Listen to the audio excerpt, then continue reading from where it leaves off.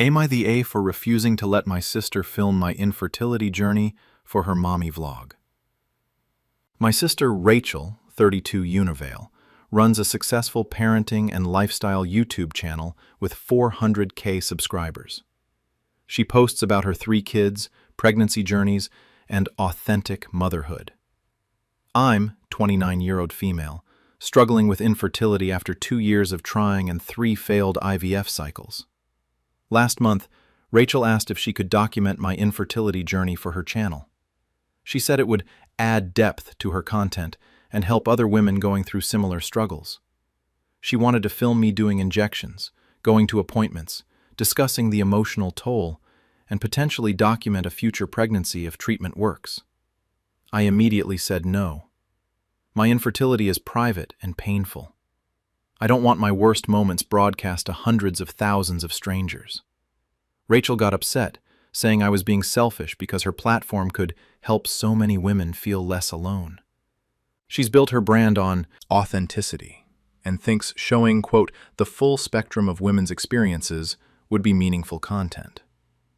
I explained that my medical struggles aren't content, and I'm not comfortable being vulnerable on camera about something so personal. Rachel said I was gatekeeping infertility, and that women need to see these struggles normalized, not hidden away. Our mother sided with Rachel, saying the visibility could help destigmatize infertility, and that I should consider the greater good. Our father thinks Rachel is exploiting my pain for views. Rachel has now posted vague content about family members who won't support your platform, and her comment section is full of speculation about what happened. Rachel texted saying she'd offer me creative control over the content and a percentage of ad revenue. I refused again. Now she's not speaking to me and our extended family is divided. Some think I'm being selfish by not using Rachel's platform for advocacy. Others think Rachel is exploiting my pain. Am I the for refusing to let my infertility be content for my sister's mommy vlog? Update. The responses here gave me clarity, so thank you. I called Rachel yesterday to have a final conversation about boundaries. It didn't go well.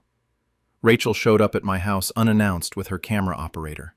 She wanted to film a raw conversation about infertility stigma, where we'd discuss why I'm uncomfortable being on her channel. She framed it as starting a dialogue, but was literally trying to create content from my refusal to be content. I told her to leave immediately, and that showing up with a camera after I'd repeatedly said no was completely inappropriate. Rachel started crying and filming herself crying, talking to the camera about how infertility tears families apart, and how she was just trying to help. Her camera operator looked deeply uncomfortable. I threatened to call the police if she didn't leave. She finally left but posted an Instagram story, now deleted after backlash, about being devastated by family rejection and how she's learning that not everyone is ready for vulnerability. My phone exploded. Some of Rachel's followers found my social media and sent messages saying I should be grateful she wanted to give me a voice.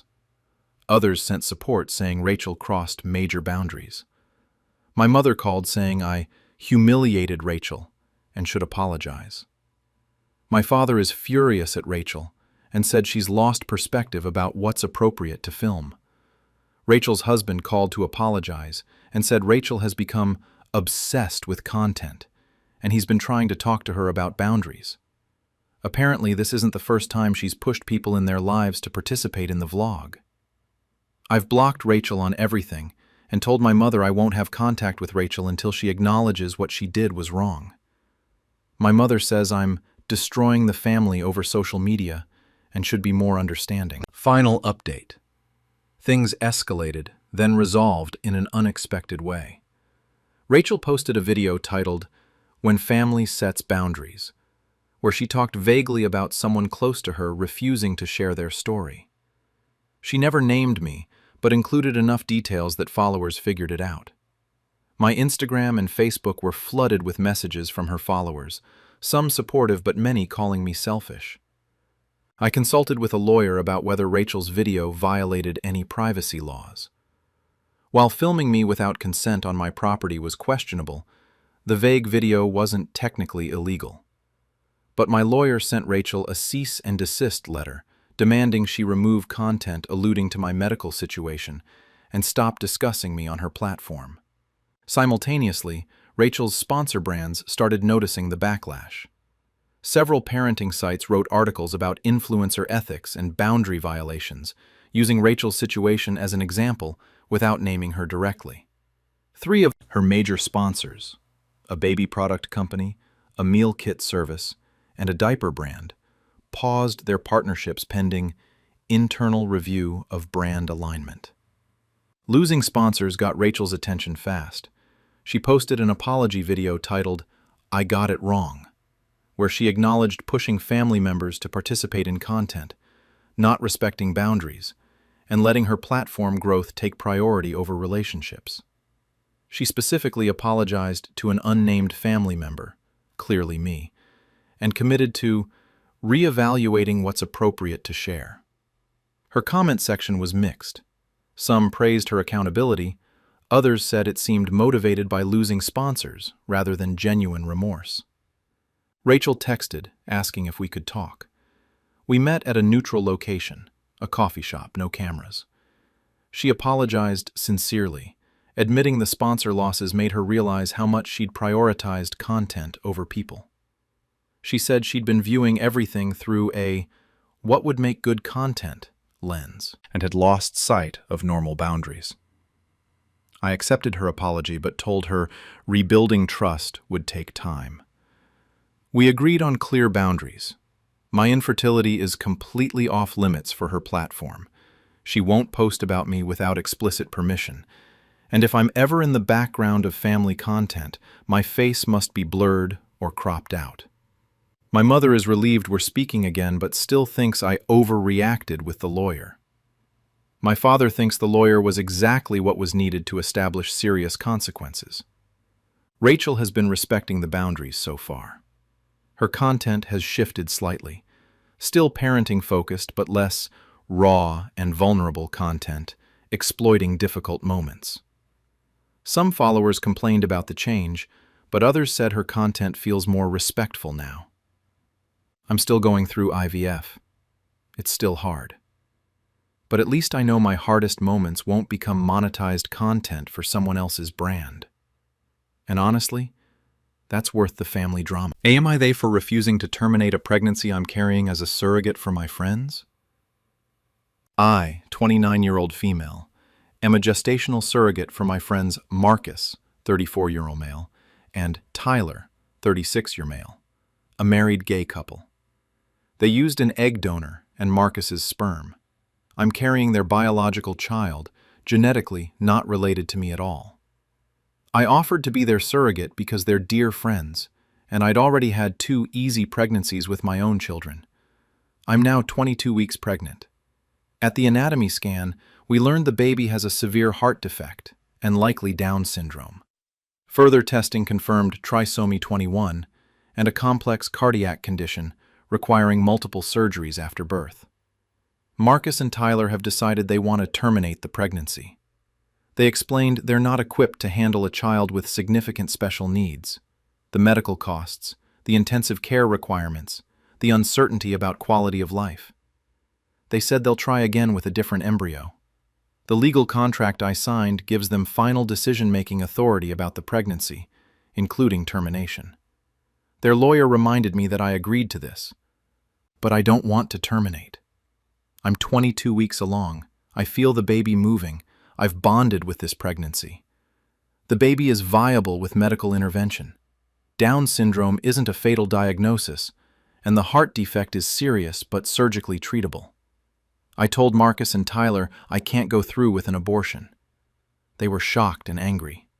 Marcus said, "This isn't your baby. You're a carrier. We're the parents, and we're making this medical decision." I said I understand their perspective, but carrying this pregnancy to term and then placing the baby for adoption with a family prepared for special needs feels more right to me than termination at 22 weeks. Tyler said, "I'm hijacking their parenthood journey and forcing them into a situation they didn't choose." Marcus said if I refuse termination, they'll pursue legal action to enforce the contract. Their lawyer has sent a cease and desist letter demanding I comply with their decision to terminate or face breach of contract penalties. My husband supports me but is worried about the legal and financial consequences. My doctor says the decision is medically mine, regardless of the contract. No doctor can force me to have an abortion. Marcus and Tyler's families say I'm being cruel, that I'm forcing my anti-abortion beliefs on them, and that I'm destroying their dream of parenthood by making them either accept a disabled child or give up a baby they're genetically connected to. My sister says surrogacy means respecting the intended parent's choices, even when you disagree. My best friend says my body, my choice, applies even in surrogacy. AITA for refusing to terminate this pregnancy despite being contractually obligated as a surrogate. Update. I refused the termination, and the situation has exploded in ways that have destroyed my friendship and revealed the complex ethics of surrogacy that nobody prepared me for. 2 days after my original post, Marcus and Tyler filed an emergency court motion seeking to compel me to terminate the pregnancy based on our surrogacy contract. Their lawyer argued that I'd contractually agreed to follow their medical decisions and that refusing was a breach. My lawyer argued that no court can force a woman to have an abortion against her will, regardless of contractual agreements. Surrogacy contracts can't override constitutional bodily autonomy rights. The judge agreed with my lawyer but said something that's haunted me. While the court cannot compel termination, the respondent knowingly entered a surrogacy agreement with termination clauses. Her refusal, while legally protected, represents a profound betrayal of the agreement and the intended parent's trust. The judge ruled I couldn't be forced to terminate, but I was in breach of contract. I'd have to return all surrogate compensation, $45,000, and could be liable for additional damages. But here's where it got complicated. Marcus and Tyler's lawyer presented their next option. If I refused termination, they wanted to legally disclaim parental rights before birth. They'd sign away all legal and financial responsibility, and I'd have to either keep the baby or arrange adoption myself. I was stunned. I'd thought they'd accept continuing the pregnancy once termination was off the table. Instead, they wanted nothing to do with the baby because of the disabilities. My husband lost it. He said, "So we're supposed to raise your biological child because you don't want a kid with Down syndrome? We already have 2 kids and we're not prepared for special needs parenting." That's when I realized the impossible situation I'd created. I'd refused termination on moral grounds, but I also wouldn't raise this baby. Marcus and Tyler didn't want the baby. We were heading toward a situation where a child would be born, and nobody wanted them. I contacted adoption agencies specializing in special needs placements. I learned that babies with Down syndrome and significant medical needs can be difficult to place. Some families specifically want to adopt children with Down syndrome, but the heart condition complicated things. Then Marcus called me, crying. He said, "We created this baby because we wanted to be parents. We chose you because we trusted you. Now we have a biological child we'll never meet because you decided their disability makes them unworthy of life. And simultaneously, we can't be parents to them because we're not equipped for their medical needs. You've trapped all of us." I tried to explain that I don't think the baby is unworthy of life. I just couldn't terminate at 22 weeks. Marcus said, "But you also won't raise them. So you're forcing them to be born to nobody who wants them. How is that more merciful than termination?" I didn't have a good answer. Final update. The pregnancy has concluded, and the outcome is more complex than any of us anticipated, teaching painful lessons about surrogacy ethics, disability, and the consequences of making decisions for others. At 28 weeks, my moral conviction began to crack. I'd spent 6 weeks researching Down syndrome, cardiac conditions, and special needs parenting. I'd met with adoption agencies, spoken to families raising children with trisomy 21, and confronted the reality of the situation I'd created. the baby would be born. Marcus and Tyler would sign away rights. I'd have to find an adoptive placement for a newborn with Down syndrome and serious heart defects who was genetically unrelated to me but who I'd bonded with through pregnancy. Or I'd have to raise them myself. A choice my husband had made clear would devastate our family financially and emotionally, as we weren't prepared for the intensive medical and developmental support this child would need. I finally understood what Marcus had meant. I'd made a decision that felt moral in the moment, but I hadn't thought through the consequences for the actual child who'd be born into a situation where nobody could adequately parent them. At 29 weeks, the baby's condition worsened. The cardiac defects were more severe than initially thought.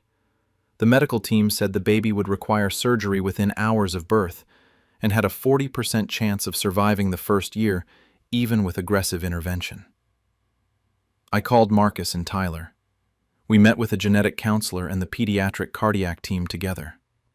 The doctors explained that while the baby could potentially survive with multiple surgeries, quality of life was uncertain, and medical intervention would be extensive and traumatic. Faced with this new information, something shifted for all of us. Marcus said, "If there's a chance, even a difficult one, we want to try." Tyler agreed. They'd spent 8 weeks processing grief, anger, and fear. They'd attended support groups for parents of children with Down syndrome and talked to cardiac specialists. They said, "We were terrified, and we made a decision from fear. But this is our child. We should at least try." I gave birth at 37 weeks to a baby girl they named Sophia. She had surgery at 3 days old. It was touch and go for 2 weeks. Sophia survived. She's now 4 months old, recovering from her second cardiac surgery. Marcus and Tyler are her parents, exhausted, terrified, but committed. They've said the journey is harder than anything they imagined, but they can't imagine having chosen differently. But here's the complicated truth. My refusal to terminate didn't save Sophia's life in the way I'd imagined. Marcus and Tyler ultimately chose to parent her, but only after weeks of processing and medical updates that changed their perspective. If I'd terminated at their request at 22 weeks, Sophia wouldn't exist. But if the cardiac condition hadn't worsened at 29 weeks, prompting that crucial conversation, Sophia might have been born to adoptive parents, or to nobody prepared to care for her. I don't know if I did the right thing. I know I prioritized my moral comfort over the intended parents' autonomy. I know I created an ethical crisis by refusing their decision about their genetic child. And I know that the outcome, Sophia alive and loved, happened despite my choice, not because of it. Marcus and Tyler's relationship with me is permanently damaged. They've said they're grateful Sophia is here, but they can't forgive me for the trauma of having their parental authority overridden and being forced into a choice they weren't ready for. My husband is angry that I nearly destroyed our family over a child who wasn't ours, and that we weren't the ones who stepped up to parent. The surrogacy community is divided. Some say I was right to refuse termination. Others say I betrayed the fundamental ethics of surrogacy, that the intended parent's decisions about their genetic child must be respected, even when the surrogate disagrees. Here's what I've learned. Bodily autonomy is real and important, but when you agree to carry someone else's genetic child, you enter a moral gray area where your bodily autonomy conflicts with their parental authority. There's no easy answer about whose rights supersede whose. Sophia exists because I refused termination, but she's thriving because Marcus and Tyler chose to parent her despite their fears. My choice forced theirs. I'll never know if that was righteous or just controlling. I won't be a surrogate again. The ethical complexities are too profound, and I'll carry the weight of this experience, the broken friendship, the moral uncertainty, and the question of whether forcing a life into existence against the intended parent's wishes was merciful or cruel. Sophia is here. She's loved, but the path to her being here was painful for everyone involved, and I'm not sure any of us would choose to walk it again. Am I the A for refusing to meet the child conceived with my donated eggs after my family found out I was a donor? I, 37-year-old female, donated my eggs when I was 23 to help pay for graduate school. I went through an agency, was compensated, and was told the arrangement would be anonymous. I donated 3 times over 2 years, then moved on with my life. I'm now married to David, 40-year-old male, with 3 children. Mason, 9-year-old male, Emma, 7-year-old female, and Luke, 5-year-old male. I never told David about the egg donations. It was before we met. The children aren't biologically mine in any meaningful sense, and it felt like irrelevant ancient history. Last month, I received a message through the egg donation agency. A 14-year-old girl named Kira was conceived with my eggs. New laws in our state now allow donor-conceived children to access donor information at 14 if they choose. Kira wants to meet me. The agency gave me Kira's letter. She wrote that she's always wondered about her egg donor mother, that she looks nothing like her parents, both recipients, and that she has questions about medical history, personality traits, and where she comes from. She said meeting me would help her feel complete. I panicked and told David everything. He was shocked I'd never mentioned the donations and hurt I'd kept this secret for 14 years. But he was more concerned about what meeting Kira would mean for our kids. David said if I meet Kira, I'm opening a door we can't close. Our children would learn they have a biological half-sibling. Kira might want ongoing relationship. It could confuse our kids about family, biology, and what it means that I gave away genetic material that became a person. I wrote back to Kira through the agency, explaining that I appreciated her letter, but I'm not able to have a relationship with her. I offered to provide medical history through the agency, but said meeting wouldn't be possible because I have a family who doesn't know about the donations, and introducing her would be too disruptive. Kira's parents responded furiously. They said I took their money for my eggs, and now I'm refusing basic human decency to the child created from them.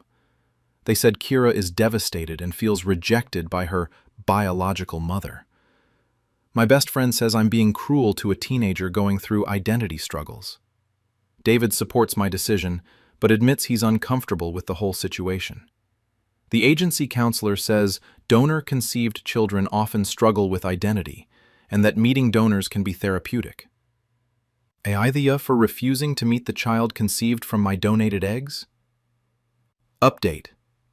I thought this was settled, but Kira found me on social media, and the situation has spiraled completely out of my control. 3 days after my original post, Kira sent me a friend request on Facebook using her full name. My profile is public and shows photos of my family. She sent a message. I know you said no through the agency, but I just want to meet you once. Please. I look just like you, and I need to understand where I come from.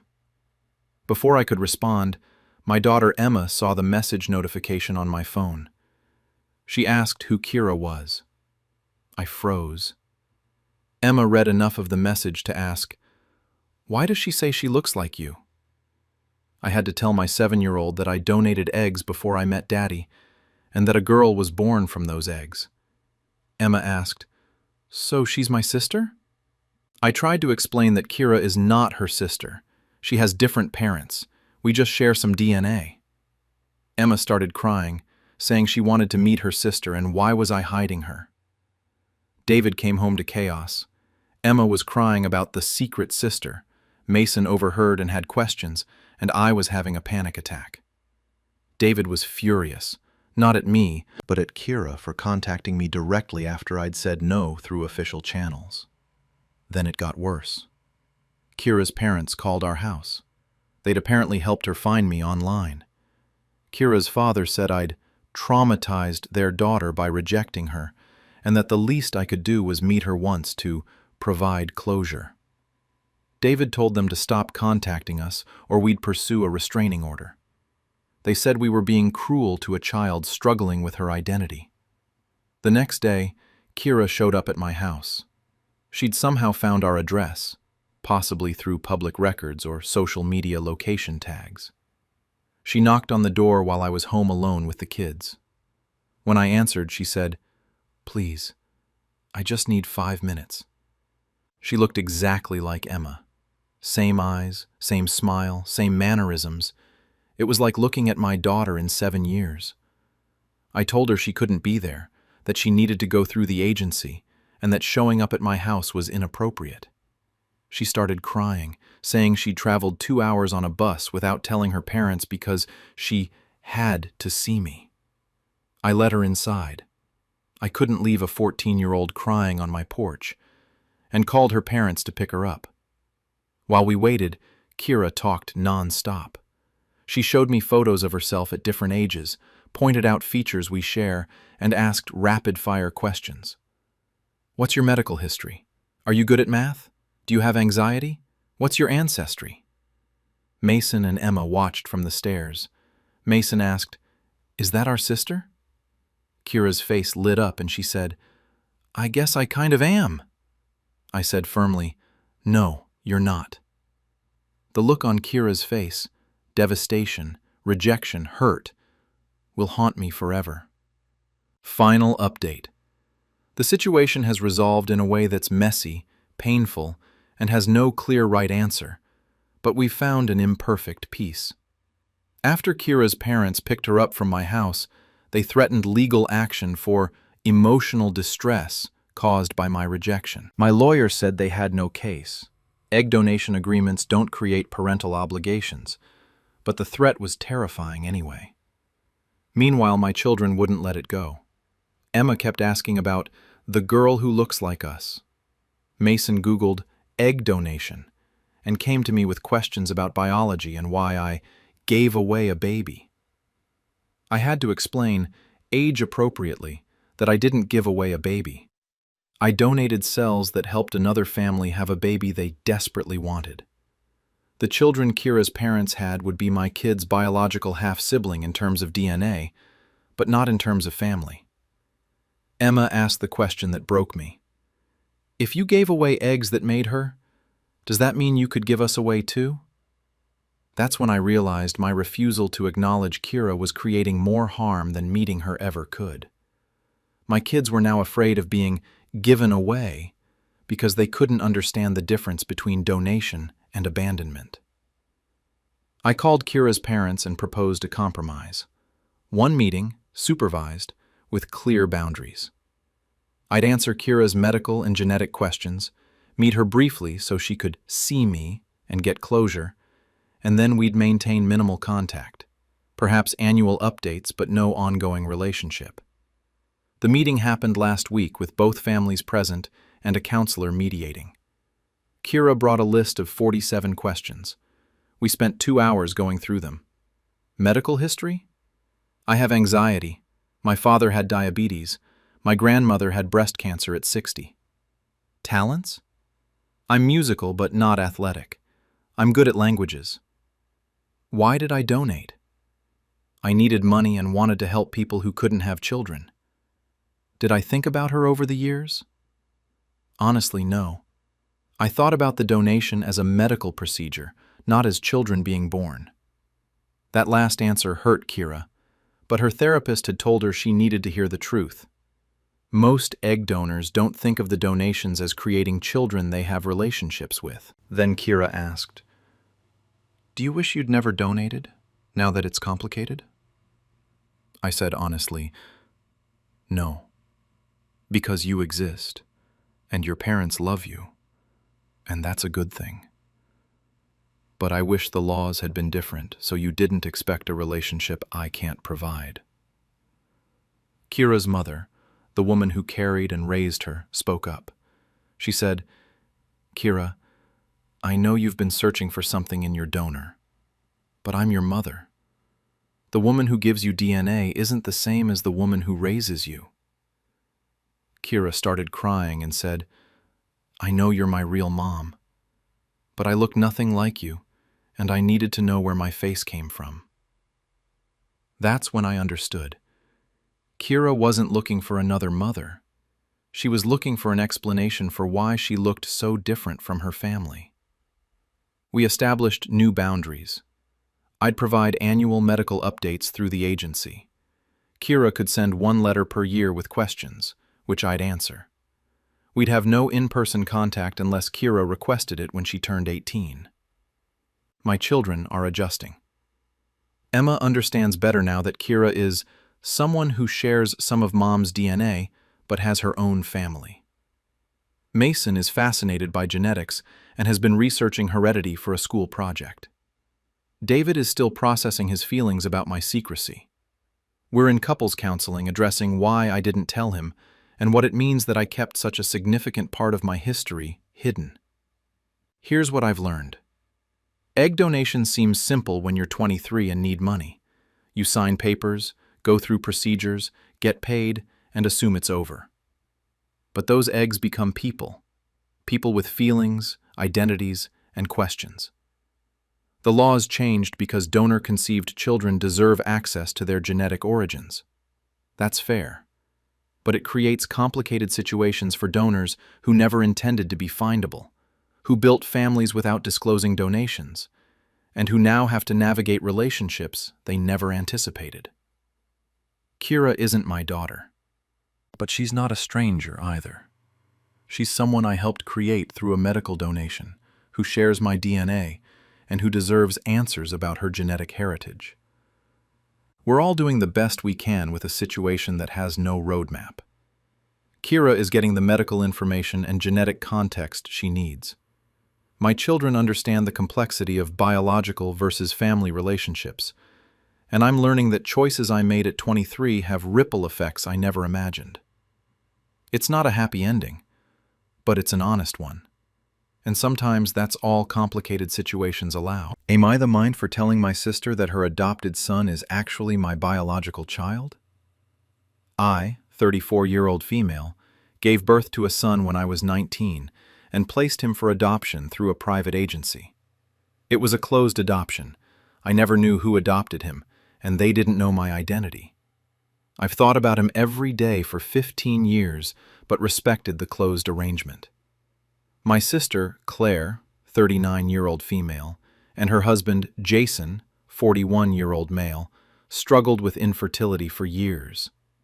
8 years ago, they adopted a 7-year-old boy named Connor, now 15-year-old male.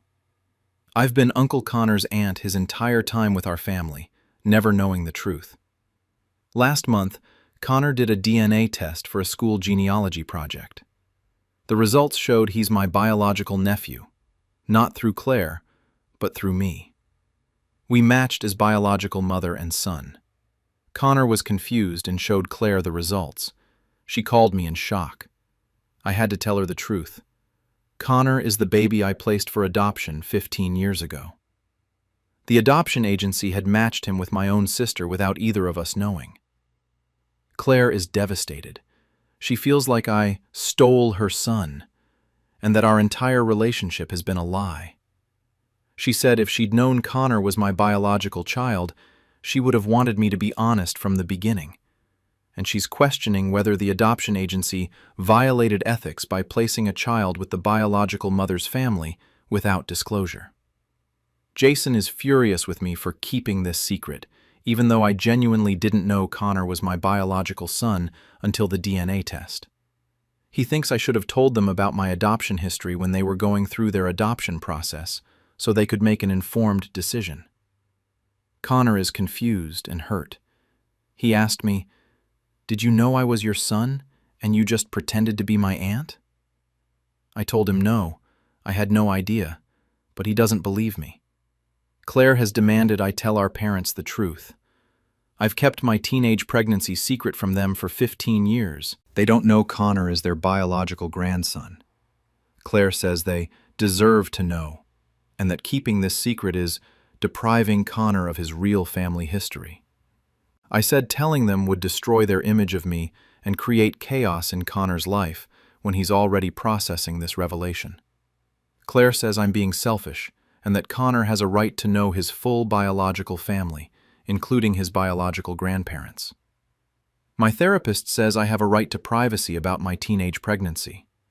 Claire's therapist apparently told her that family secrets are toxic, and that Connor needs transparency. Claire has given me 2 weeks to tell our parents myself, or she'll tell them. She's also reconsidering whether I should remain in Connor's life since my presence is confusing for him now that he knows I'm his biological mother. Am I the Jeff for refusing to tell my parents that my sister's adopted son is actually my biological child? Update. I told my parents. And what they revealed has completely shattered my understanding of my family and the adoption that brought Connor to Claire. 3 days after my original post, I sat down with my parents and told them everything. I got pregnant at 19, placed the baby for adoption through a private agency, and that baby was Connor, the grandson they'd been loving for 8 years without knowing he was biologically mine. My mother went pale. My father stood up and left the room. When he came back, he said, "We know." I was stunned. He explained. The adoption agency had contacted them when Claire and Jason applied to adopt because Connor was their biological grandson. The agency disclosed this to my parents, not to Claire or me, and asked if they wanted to facilitate the family placement or keep it confidential. My parents chose to keep it secret. They thought it was God's way of keeping Connor in the family, and they didn't tell Claire or me because they didn't want to complicate the adoption or shame me with my past mistake. I sat there reeling. My parents had known for 8 years that Connor was my biological son. They'd watched me be his aunt, never telling me the truth.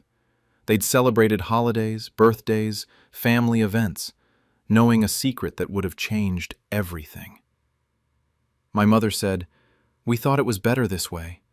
Claire got her son, Connor got a stable family, and you got to move on from your teenage mistake. Why dredge up the past?" I asked why they didn't tell me. My father said, "Because you would have wanted to tell Claire, and that would have hurt her. She needed to feel like Connor was fully hers, not yours." I was furious. I asked, "So you let me build a relationship with my biological son pretending to be his aunt, when I could have had clarity about who he was?" My mother said they'd done what was best for everyone. I left and immediately called Claire. She was already at my parents' house. They'd called her to explain before I could. Claire was in shock. She felt betrayed by everyone, by me for having the baby in the first place, by our parents for orchestrating the secret, and by the adoption agency for the entire situation. Connor overheard Claire on the phone. He now knows that his grandparents knew he was my biological son and kept it secret from everyone. He's devastated and angry at the entire family. Jason wants to sue the adoption agency for ethical violations. His lawyer says the agency may have broken rules by facilitating a family placement without full disclosure to all parties. Final update.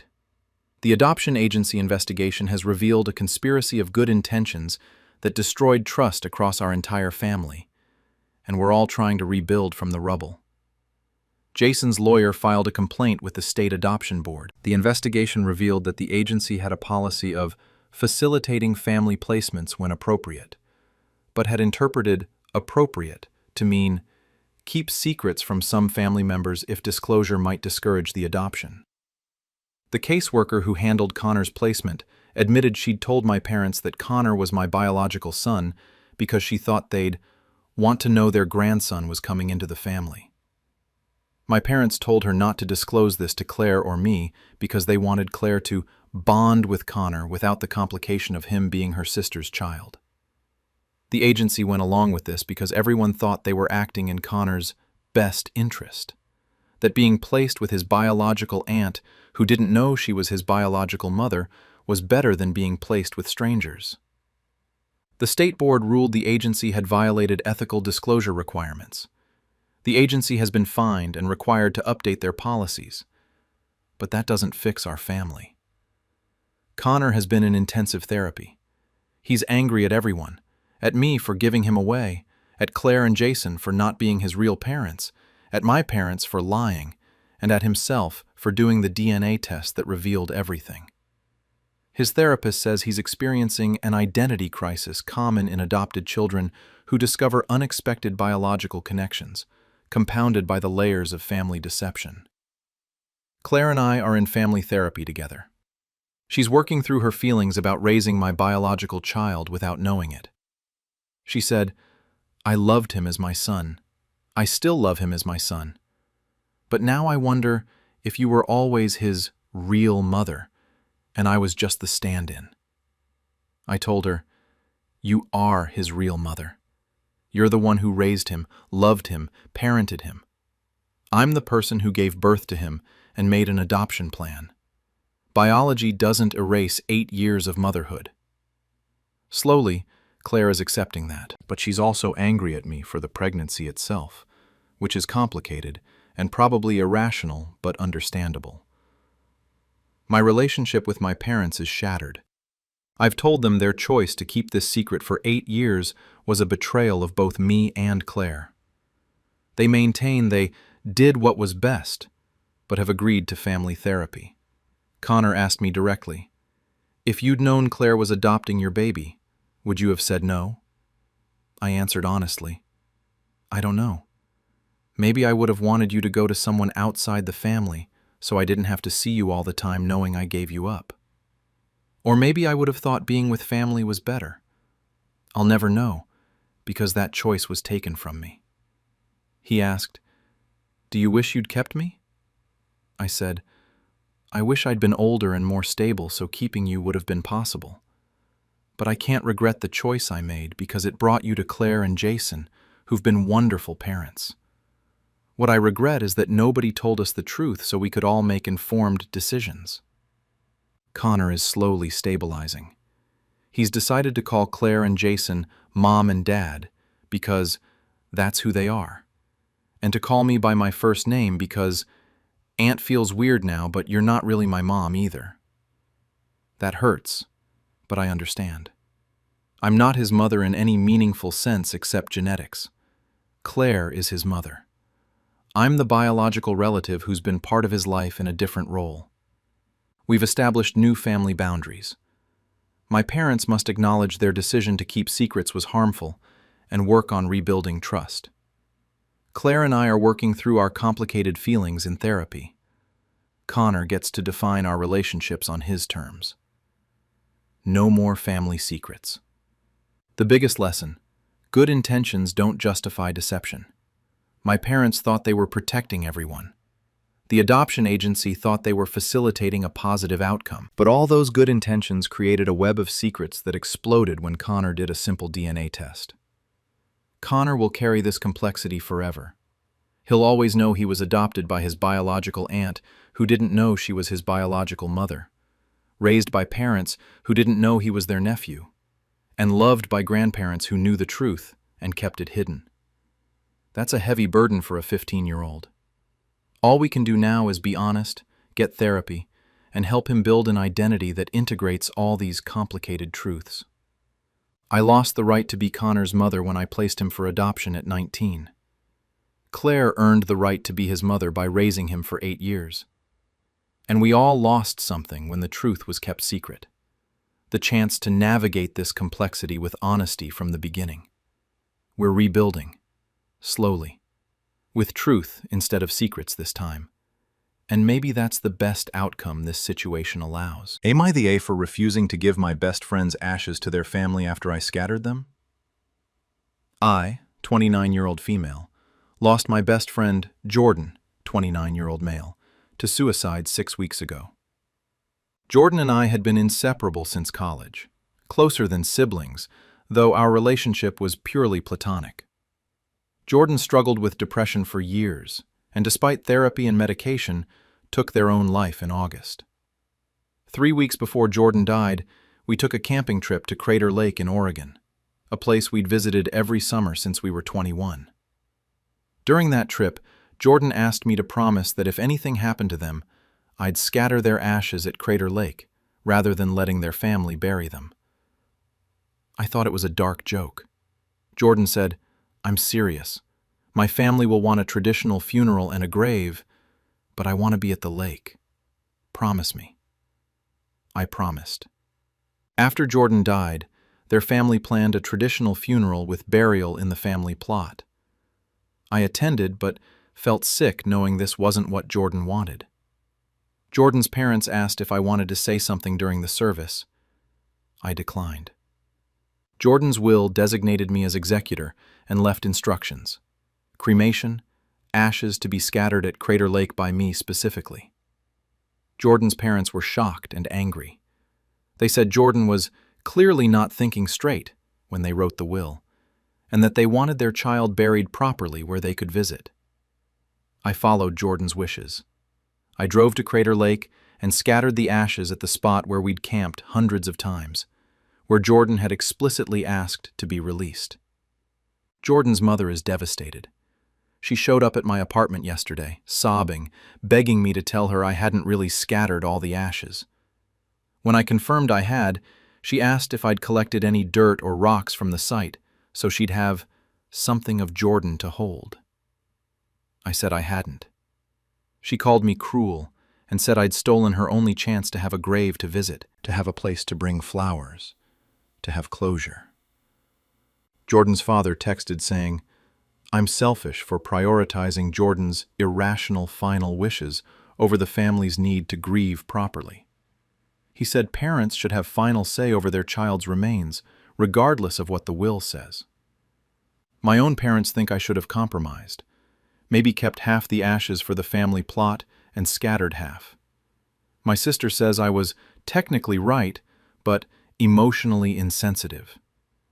AITA for scattering my friends' ashes against their family's wishes, but according to their written instructions. Update.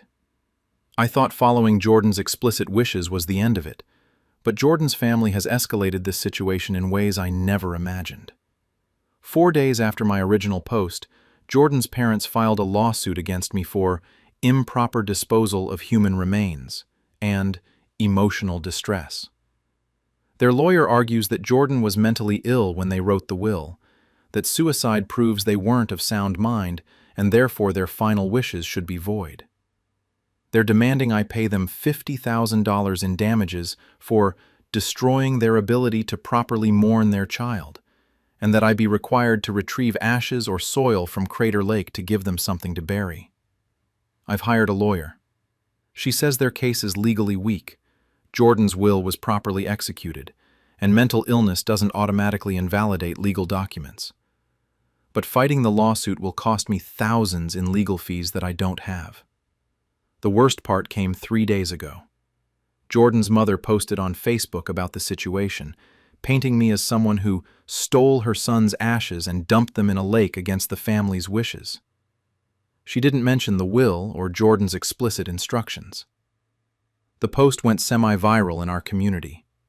I've received dozens of messages from people calling me heartless, saying parents should always have final say, that I'm a terrible friend for not considering the family's grief.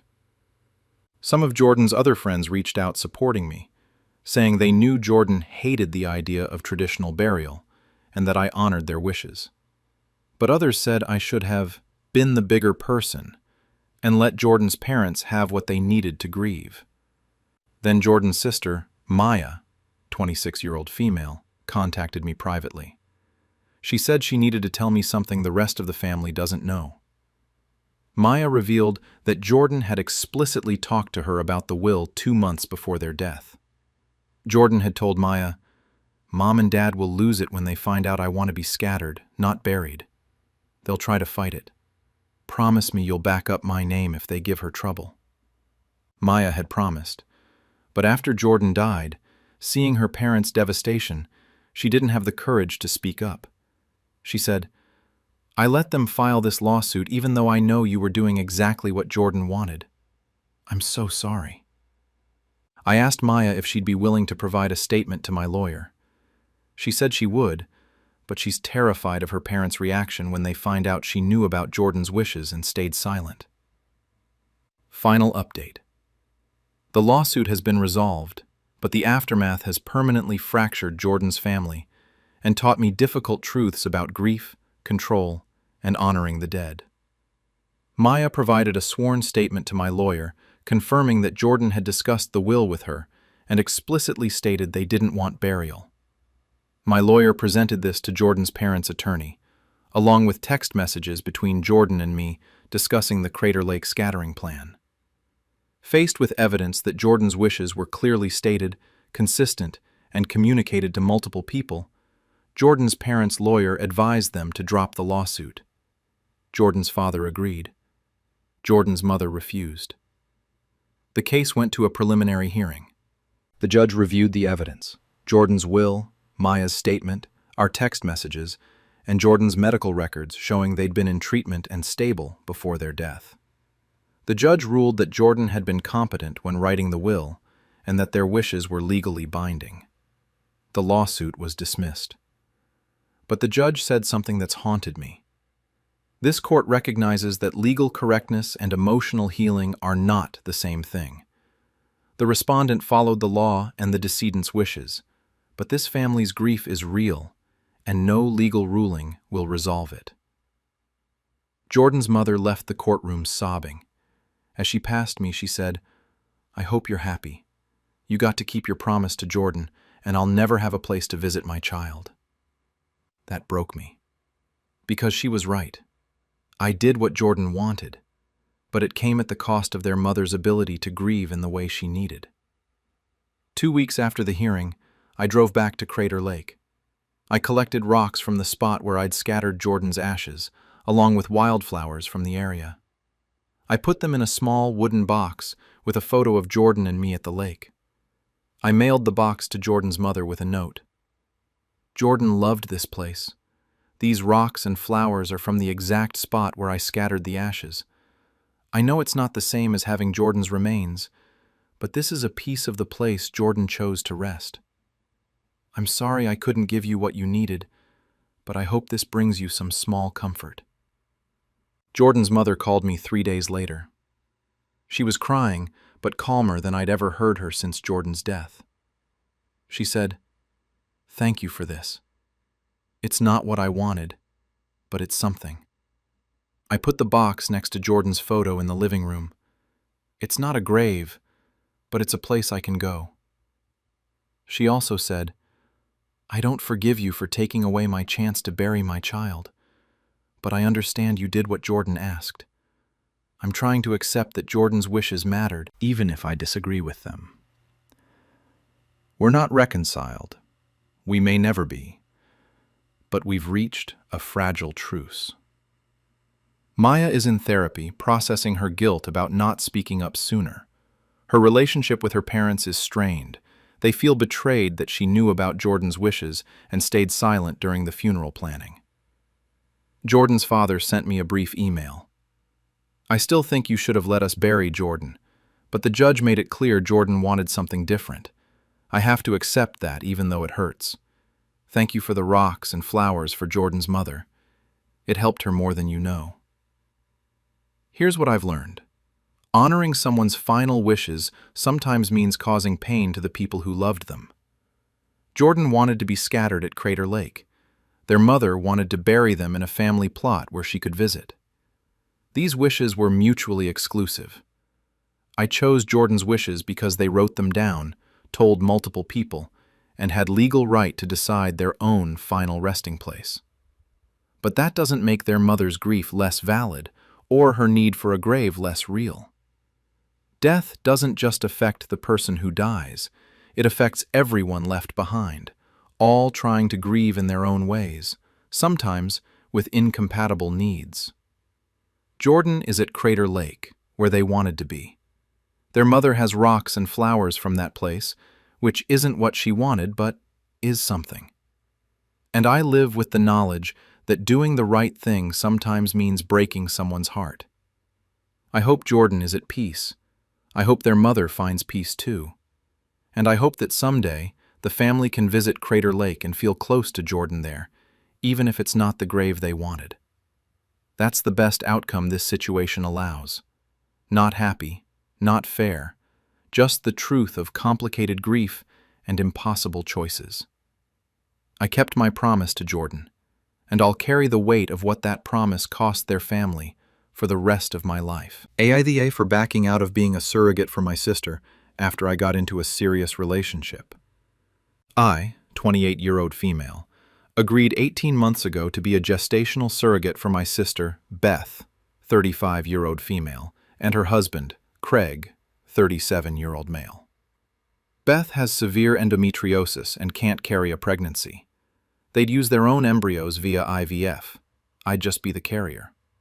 I love my sister and wanted to help her become a mother. I went through all the medical screenings, legal contracts, and counseling. We planned to begin the embryo transfer process this month. Then I met Marcus, 31-year-old male, 4 months ago. We've fallen deeply in love and recently started discussing a future together. When I told Marcus about the surrogacy arrangement, he was supportive at first. But as our relationship got more serious, he admitted he's uncomfortable with the idea of dating someone pregnant with someone else's baby. Marcus said he wants children with me someday, and watching me be pregnant with my sister's child while we're building our relationship feels wrong to him. He said he knows it's selfish, but he can't imagine attending events with me visibly pregnant, knowing it's not our child. He's asked me to reconsider the surrogacy. I'm torn. I love Marcus and can envision a future with him, but I made a commitment to Beth. Last week, I told Beth I need to postpone the surrogacy for at least a year while Marcus and I figure out our relationship. Beth was devastated. She said I'm choosing a 4-month relationship over my sister's chance at motherhood. She's 35 and worried about egg quality declining further if we delay. Craig said they've already spent $40,000 on IVF and legal fees based on my commitment. Beth pointed out that I signed a contract. While I can legally withdraw, surrogacy contracts can't force someone to carry a pregnancy. Doing so would breach our agreement, and they could sue for their expenses. My parents are furious with me. They say I'm abandoning Beth for a man I barely know, and that Marcus is controlling for asking me to back out. Beth's therapist apparently told her my withdrawal is traumatic after she'd emotionally prepared for me to carry her baby. Marcus says he's not forcing me to choose. He'd stay with me if I do the surrogacy, but he's being honest that it would hurt our relationship. He thinks a year delay is reasonable. Am I the for backing out of surrogacy for my sister because my boyfriend is uncomfortable with it? Update. I thought Beth and I would work through this, but what happened has revealed deeper issues in both my family and my relationship with Marcus. 2 days after my original post, Beth and Craig invited me to lunch to discuss the situation calmly. I brought Marcus, thinking we could all talk it through. That was a mistake. Beth and Craig had brought their lawyer. They presented me with a formal demand. Either proceed with the embryo transfer as scheduled within 30 days, or pay them $40,000 to cover their IVF and legal expenses related to the surrogacy arrangement. Their lawyer said while they can't force me to be pregnant, I'd signed a contract acknowledging the financial investment they were making based on my commitment. They're claiming I breached the agreement by withdrawing after they'd already spent tens of thousands. Marcus got angry. He said they were trying to blackmail me into pregnancy, and that their approach proved they only saw me as a baby vessel, not a person. Beth started crying, saying Marcus had stolen her sister and her chance at a baby. Craig said Marcus was a stranger who showed up and destroyed our family's plan, and that if Marcus really loved me, he'd support me keeping my commitment to Beth. The lunch ended with Beth sobbing and saying, "I hope he's worth it because you've destroyed our relationship."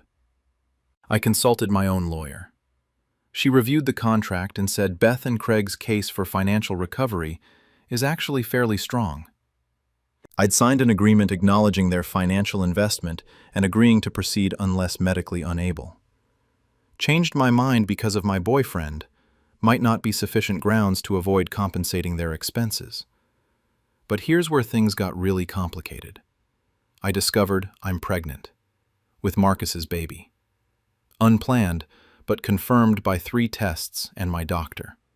This means I physically cannot be Beth's surrogate now. I'm already carrying my own child. My lawyer says this is a clear medical inability, that releases me from any financial liability under the contract. When I told Marcus, he was shocked but happy. When I told Beth, she accused me of getting pregnant intentionally to escape the surrogacy obligation. Beth said, "Convenient timing. 4 months with Marcus and suddenly you're pregnant, right when you're supposed to be carrying my baby?" She thinks I deliberately got pregnant to create a medical reason to back out. Final update. My pregnancy has resolved the legal situation, but destroyed my relationship with Beth and revealed truths about Marcus that have shaken my entire future. Beth demanded proof I didn't deliberately get pregnant to avoid surrogacy. She wanted access to my medical records showing contraceptive use. My lawyer shut that down immediately. My pregnancy is medical fact, and the reason for it is irrelevant to the contract. But Beth wouldn't let it go. She hired a private investigator who discovered that Marcus and I had discussed trying for a baby in text messages 2 months ago. We talked about how if I got pregnant naturally, it would solve the surrogacy problem without me having to directly back out. Beth presented these texts to my family as proof I'd gotten pregnant deliberately to escape my commitment. My parents were horrified. My mother said, "You planned this? You manipulated the situation so you wouldn't have to tell your sister no?" I tried to explain. Marcus and I had discussed the possibility, but we weren't actively trying. We'd talked about how if it happened naturally, it would resolve things, but we hadn't made a plan. The pregnancy was genuinely unplanned. But looking back at those texts with clear eyes, I realized how they looked. Marcus had said, "If you got pregnant with our baby, you'd have a medical reason to back out and nobody could blame you." I'd replied, "That would solve everything, wouldn't it?" We hadn't explicitly planned it, but had we subconsciously stopped being careful? Had we let it happen because it was easier than me having to choose? My therapist has helped me see that Marcus and I had found a way to get what he wanted, me not pregnant with Beth's baby, without him being the bad guy who made me back out. My pregnancy became the convenient excuse. The worst part? After the dust settled and Beth stopped speaking to me, Marcus admitted he doesn't actually want this baby. He said, "I thought I did, but now that it's real, I'm not ready. I'm 31. I want to travel and build my career. I don't want to be a dad yet." He suggested I consider my options, meaning abortion. I was stunned. He'd been so uncomfortable with me carrying Beth's baby for 9 months, but now he wants me to terminate our own child because the timing isn't right for him? I told Marcus we were done. He'd sabotaged my relationship with my sister over surrogacy he claimed made him uncomfortable, possibly influenced me to get pregnant as an out, and now wanted me to abort the pregnancy that destroyed my family relationships. I'm keeping my baby. I'm raising this child alone. And I'm living with the reality that I destroyed my relationship with Beth, either through manipulation or through catastrophically bad judgment. I'm not even sure which anymore. Beth won't speak to me. My parents are disappointed and confused. Half our extended family thinks I manipulated the situation. The other half thinks I made a series of terrible choices, but didn't deliberately sabotage Beth. I've tried to apologize to Beth. I offered to help fund another surrogacy arrangement with a different carrier, though I can't afford the full $40,000. She refused and said, "You made your choice. You chose a man over me, and now you're having his baby while I have nothing." Here's what I've learned. When you make a commitment to someone you love, and then meet someone new who's uncomfortable with that commitment, you need to make a clean choice. Instead, I let myself drift into a situation where pregnancy became my escape route, whether deliberately or through willful carelessness. I'll never know for certain if I got pregnant on purpose or if it really was accidental. But I know that Marcus and I had talked about it solving our problem, and then it conveniently happened. That's not a coincidence I can fully defend. My baby is due in 6 months. I'm preparing to be a single mother.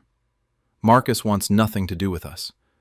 Beth has lost her surrogate and her sister, and I'm living with the knowledge that I prioritized a relationship that didn't even last over my sister's dreams of motherhood.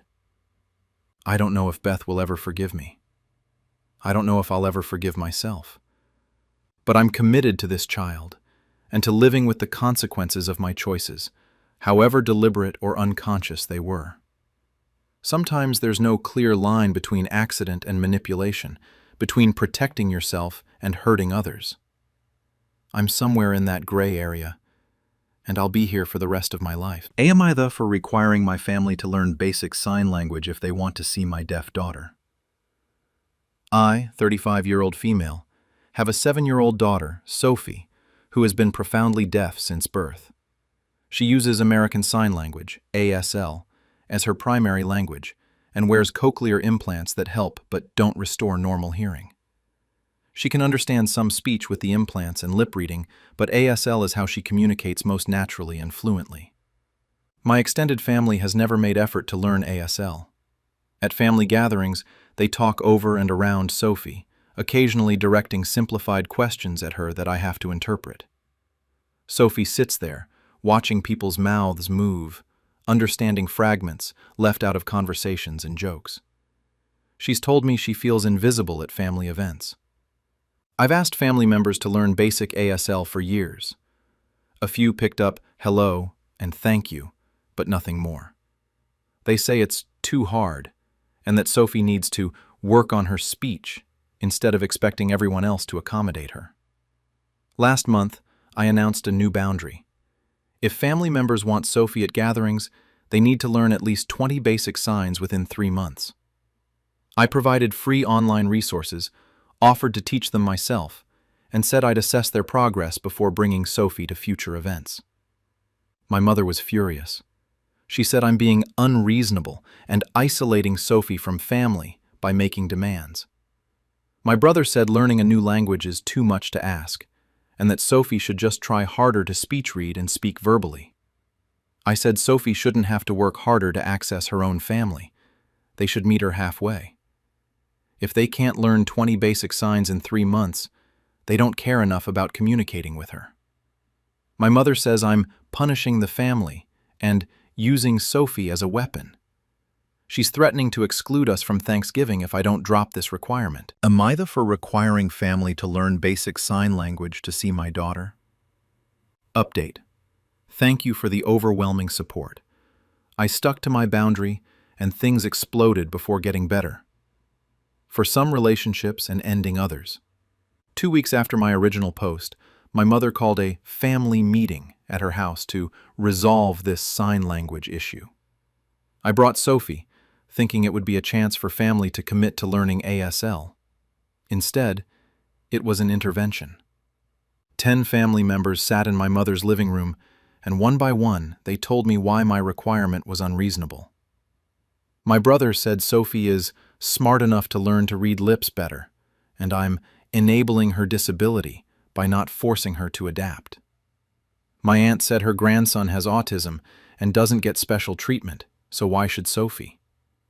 My uncle said making family learn a whole language is selfish, and if Sophie wants to communicate, she should write things down. The worst was my mother. She said I'm making Sophie's deafness her whole identity instead of teaching her to overcome her limitations. She said in the real world, people won't accommodate her, so I'm setting her up for failure by not teaching her to function normally. Sophie watched all of this.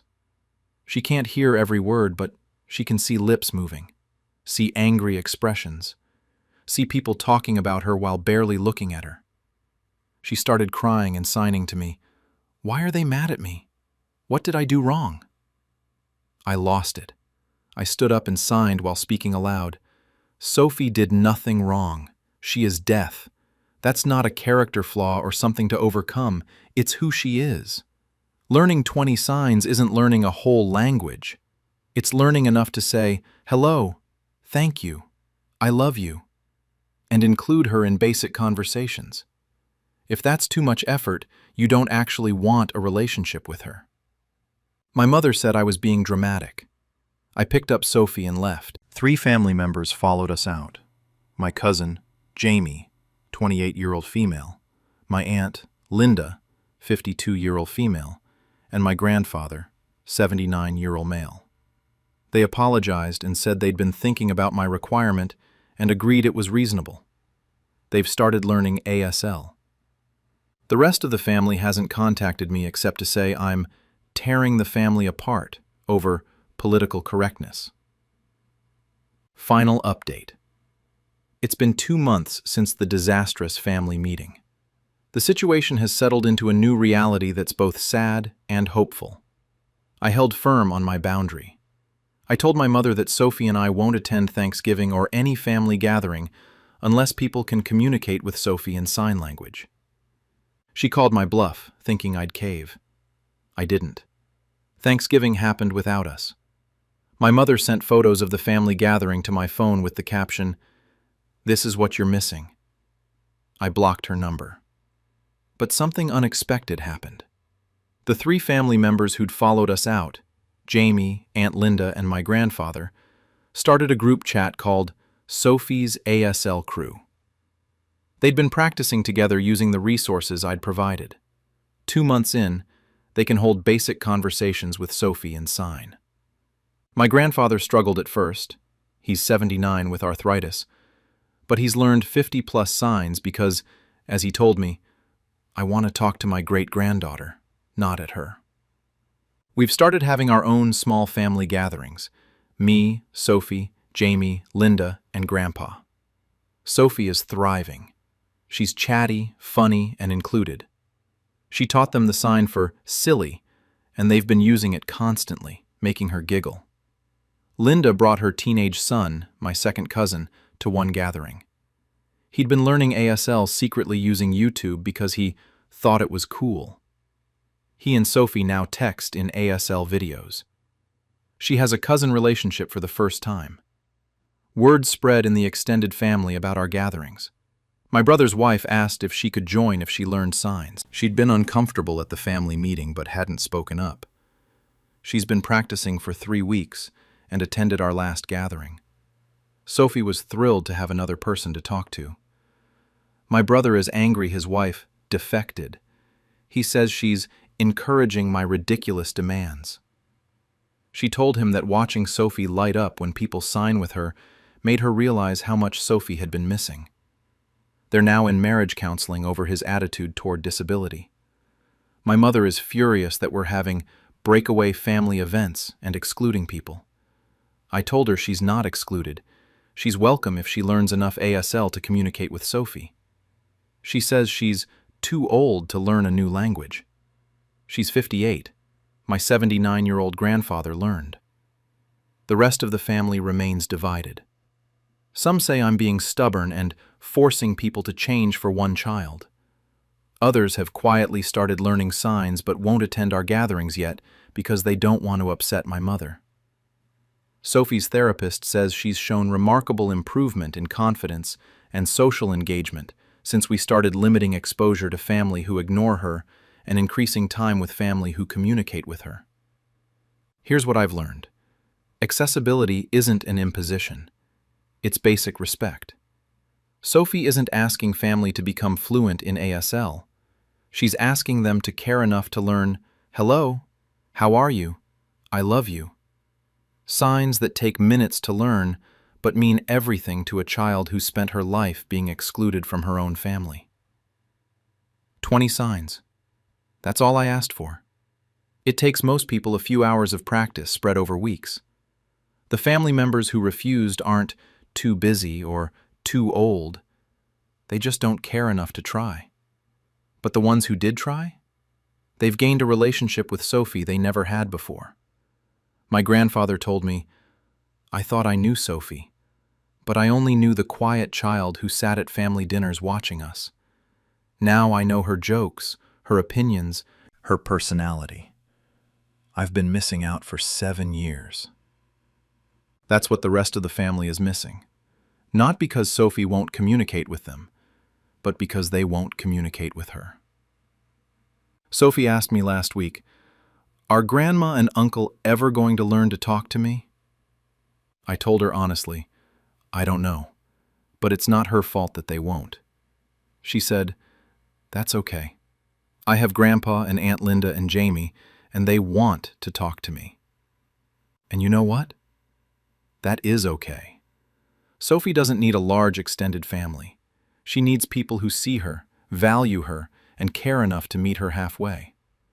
We have that now, and I'd choose our small, signing family gatherings over large gatherings where Sophie is invisible any day. Am I the Mida for putting my best friend's elderly mother in a nursing home after I promised to care for her?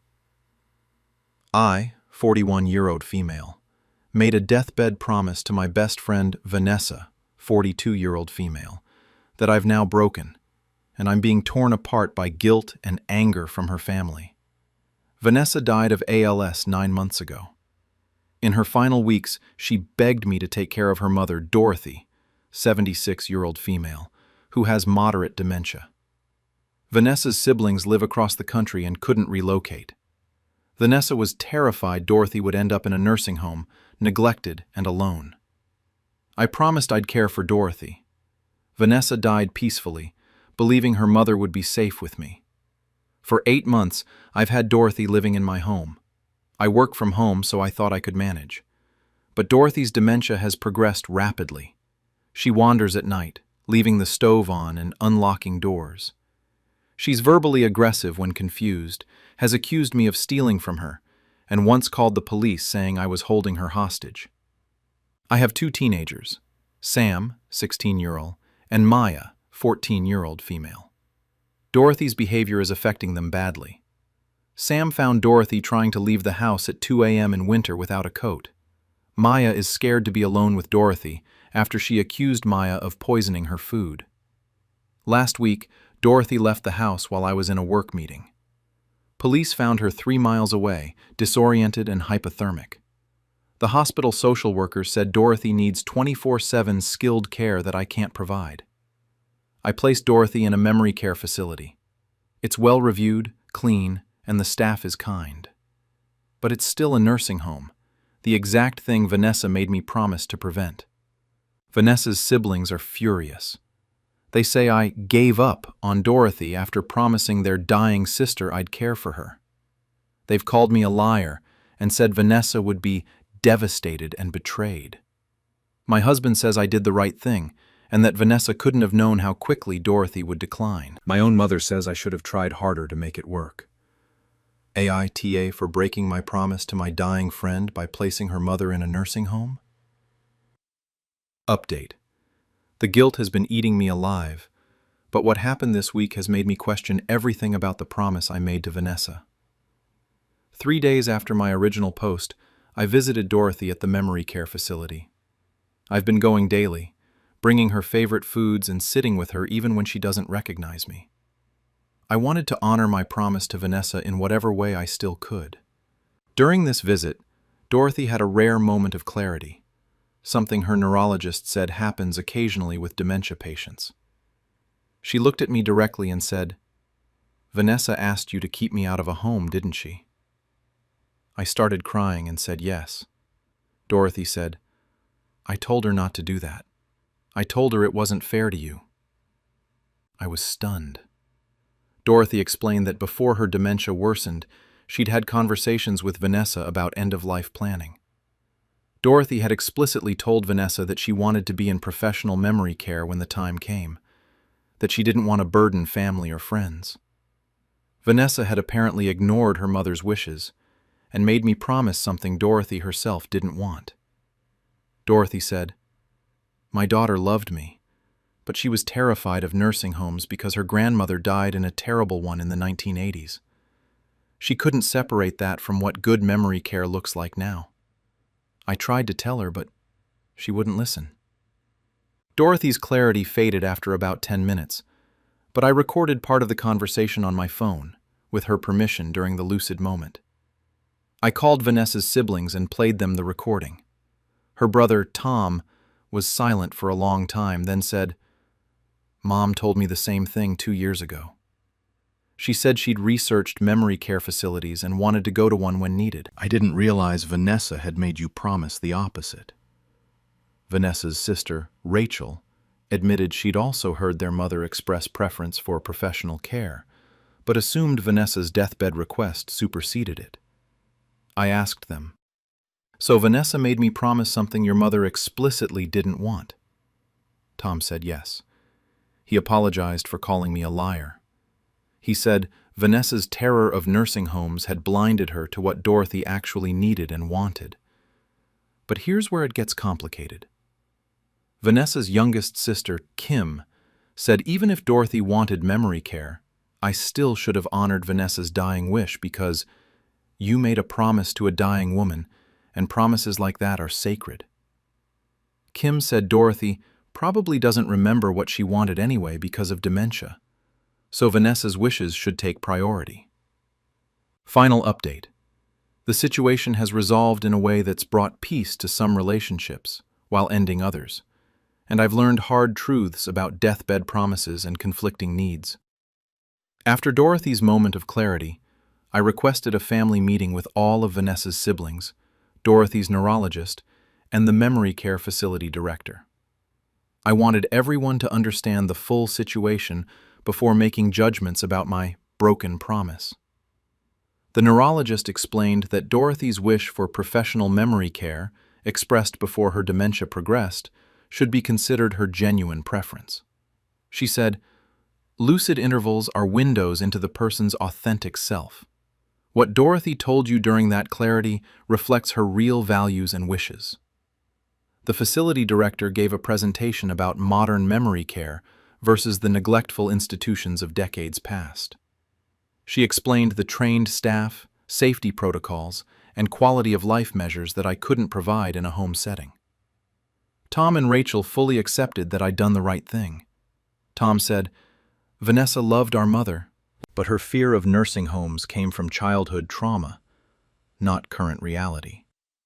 She made you promise something that went against Mom's own wishes." But Kim refused to accept it. She said, "I don't care what Mom said before dementia or during a lucid moment. Vanessa was dying and needed the comfort of believing her mother would be safe with you. You took that comfort from her by breaking your promise." Kim accused me of retroactively justifying breaking a sacred deathbed promise, and said I was using Mom's dementia and occasional clarity as an excuse. The meeting ended with the family split. Tom and Rachel have visited Dorothy regularly at the facility and acknowledged she's receiving better care than I could provide. Kim has cut off contact with me entirely and told extended family I abandoned Dorothy after Vanessa died. Here's what's brought me the most peace. Dorothy herself, during subsequent lucid moments, she has them about once every 2 weeks, has repeatedly thanked me for finally putting her somewhere safe with people who know what they're doing. Last week, during a clear moment, she said, "I love my home here. The staff is kind. I have friends. I don't worry about burning your house down or scaring your children. Vanessa meant well, but she was wrong. You did the right thing. My children are healing. Sam said he'd been having panic attacks worrying about Dorothy escaping the house at night. Maya said she'd been afraid to sleep, listening for Dorothy wandering. Both have said they feel guilty for being relieved Dorothy is gone, but their therapist says their relief is healthy and normal. I still visit Dorothy 3 times a week. I bring photos, read to her, sit with her when she's confused and scared. I'm honoring my promise to care for her, just not in the way Vanessa demanded. Here's what I've learned. Deathbed promises feel sacred because we're desperate to bring comfort to someone dying. But sometimes those promises are impossible, unhealthy, or contrary to what's actually best for everyone involved. Vanessa made me promise something her own mother didn't want, something that endangered my children and Dorothy herself. Keeping that promise would have meant honoring Vanessa's fear-based wishes while ignoring Dorothy's rational preferences and everyone's safety. I broke my promise to Vanessa. But I kept my deeper promise, to care for Dorothy in the way she actually needed, not the way Vanessa's trauma demanded. Dorothy is safe, well cared for, and has told me during her lucid moments that she's happy. My children are no longer living in fear. And I've learned that sometimes breaking a promise is the most loving thing you can do. Kim may never forgive me. That's painful, but I can live with it. I can't live with having endangered Dorothy, my children, and myself to honor a promise that was wrong from the beginning. Vanessa loved her mother, but love doesn't always see clearly, especially when filtered through childhood trauma and the panic of impending death. I hope wherever Vanessa is, she can understand that I did what her mother actually wanted and needed.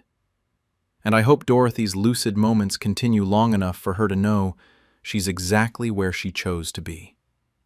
That's the peace I'm finding. Not in keeping an impossible promise, but in doing what was actually right for the person I promised to care for. Am I for refusing to donate my kidney to my father who abandoned us when I was 10? I, 32-year-old female, haven't seen my father, Richard, 58-year-old male, in 22 years. He left our family when I was 10, and my brother Cole was 7.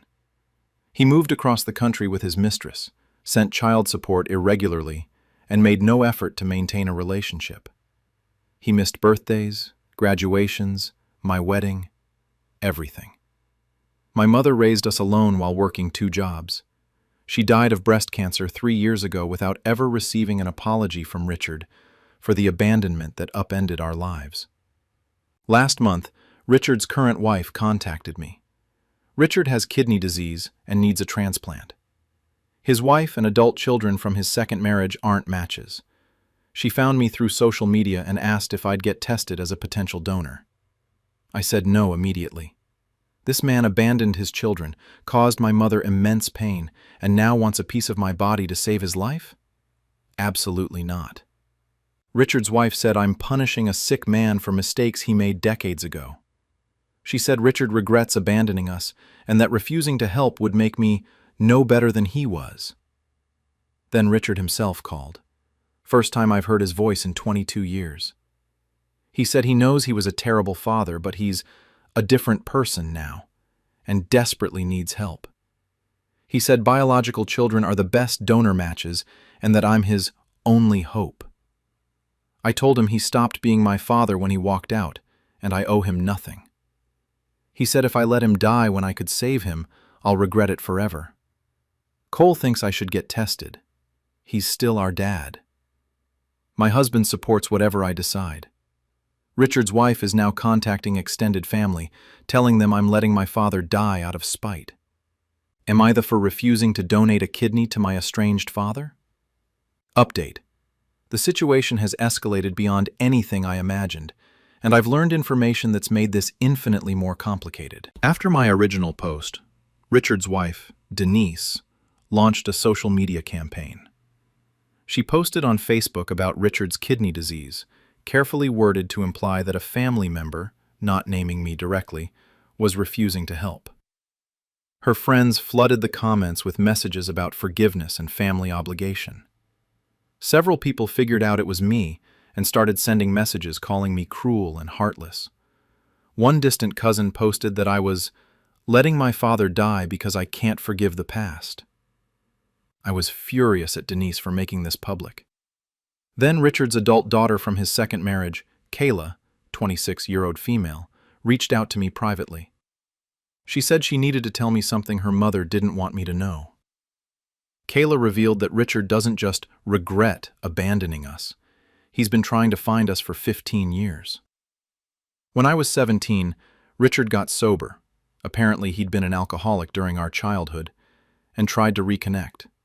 He hired a private investigator to locate us. My mother had moved us several times and changed our phone numbers to avoid Richard's family's judgment about the divorce. According to Kayla, Richard sent letters to our last known address that were returned as undeliverable. He tried to contact us through my maternal grandparents, who refused to help him. My grandmother died 8 years ago. I called my grandfather and confronted him. He admitted it was true. Richard had reached out multiple times over the years, and my mother had asked my grandparents to protect us by refusing to facilitate contact. My grandfather said my mother believed Richard would only hurt us again. I don't know what to believe.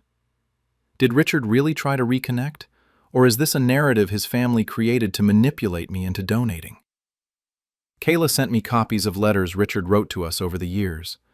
Letters my mother never received because she'd moved and my grandparents never forwarded. The letters show Richard taking accountability, describing his sobriety journey, expressing regret, asking for a chance to rebuild. I feel betrayed by my mother, even though she's gone and can't explain her decisions. I feel manipulated by Richard's family for revealing this now, when he needs something from me. And I'm questioning everything I believed about my father for 22 years. Final update. After weeks of agonizing deliberation, I've made my decision and learned the complete truth about my family's history. I agreed to get tested as a potential kidney donor, not because I forgave Richard or because his family's campaign worked, but because I needed to make this decision based on current truth, not past pain. The testing revealed I'm a strong match, but before committing to donation, I insisted on meeting Richard in person with a therapist present. I needed to understand who he actually is now, not who he was 22 years ago. The meeting was intense. Richard looks old and sick. Kidney disease has aged him. He cried when he saw me, which made me deeply uncomfortable. With the therapist's guidance, we talked for 3 hours. Richard didn't make excuses. He explained that he'd been an alcoholic throughout my childhood, that his affair was a symptom of his addiction and self-destruction, and that leaving was the cowardly act of someone drowning in substance abuse.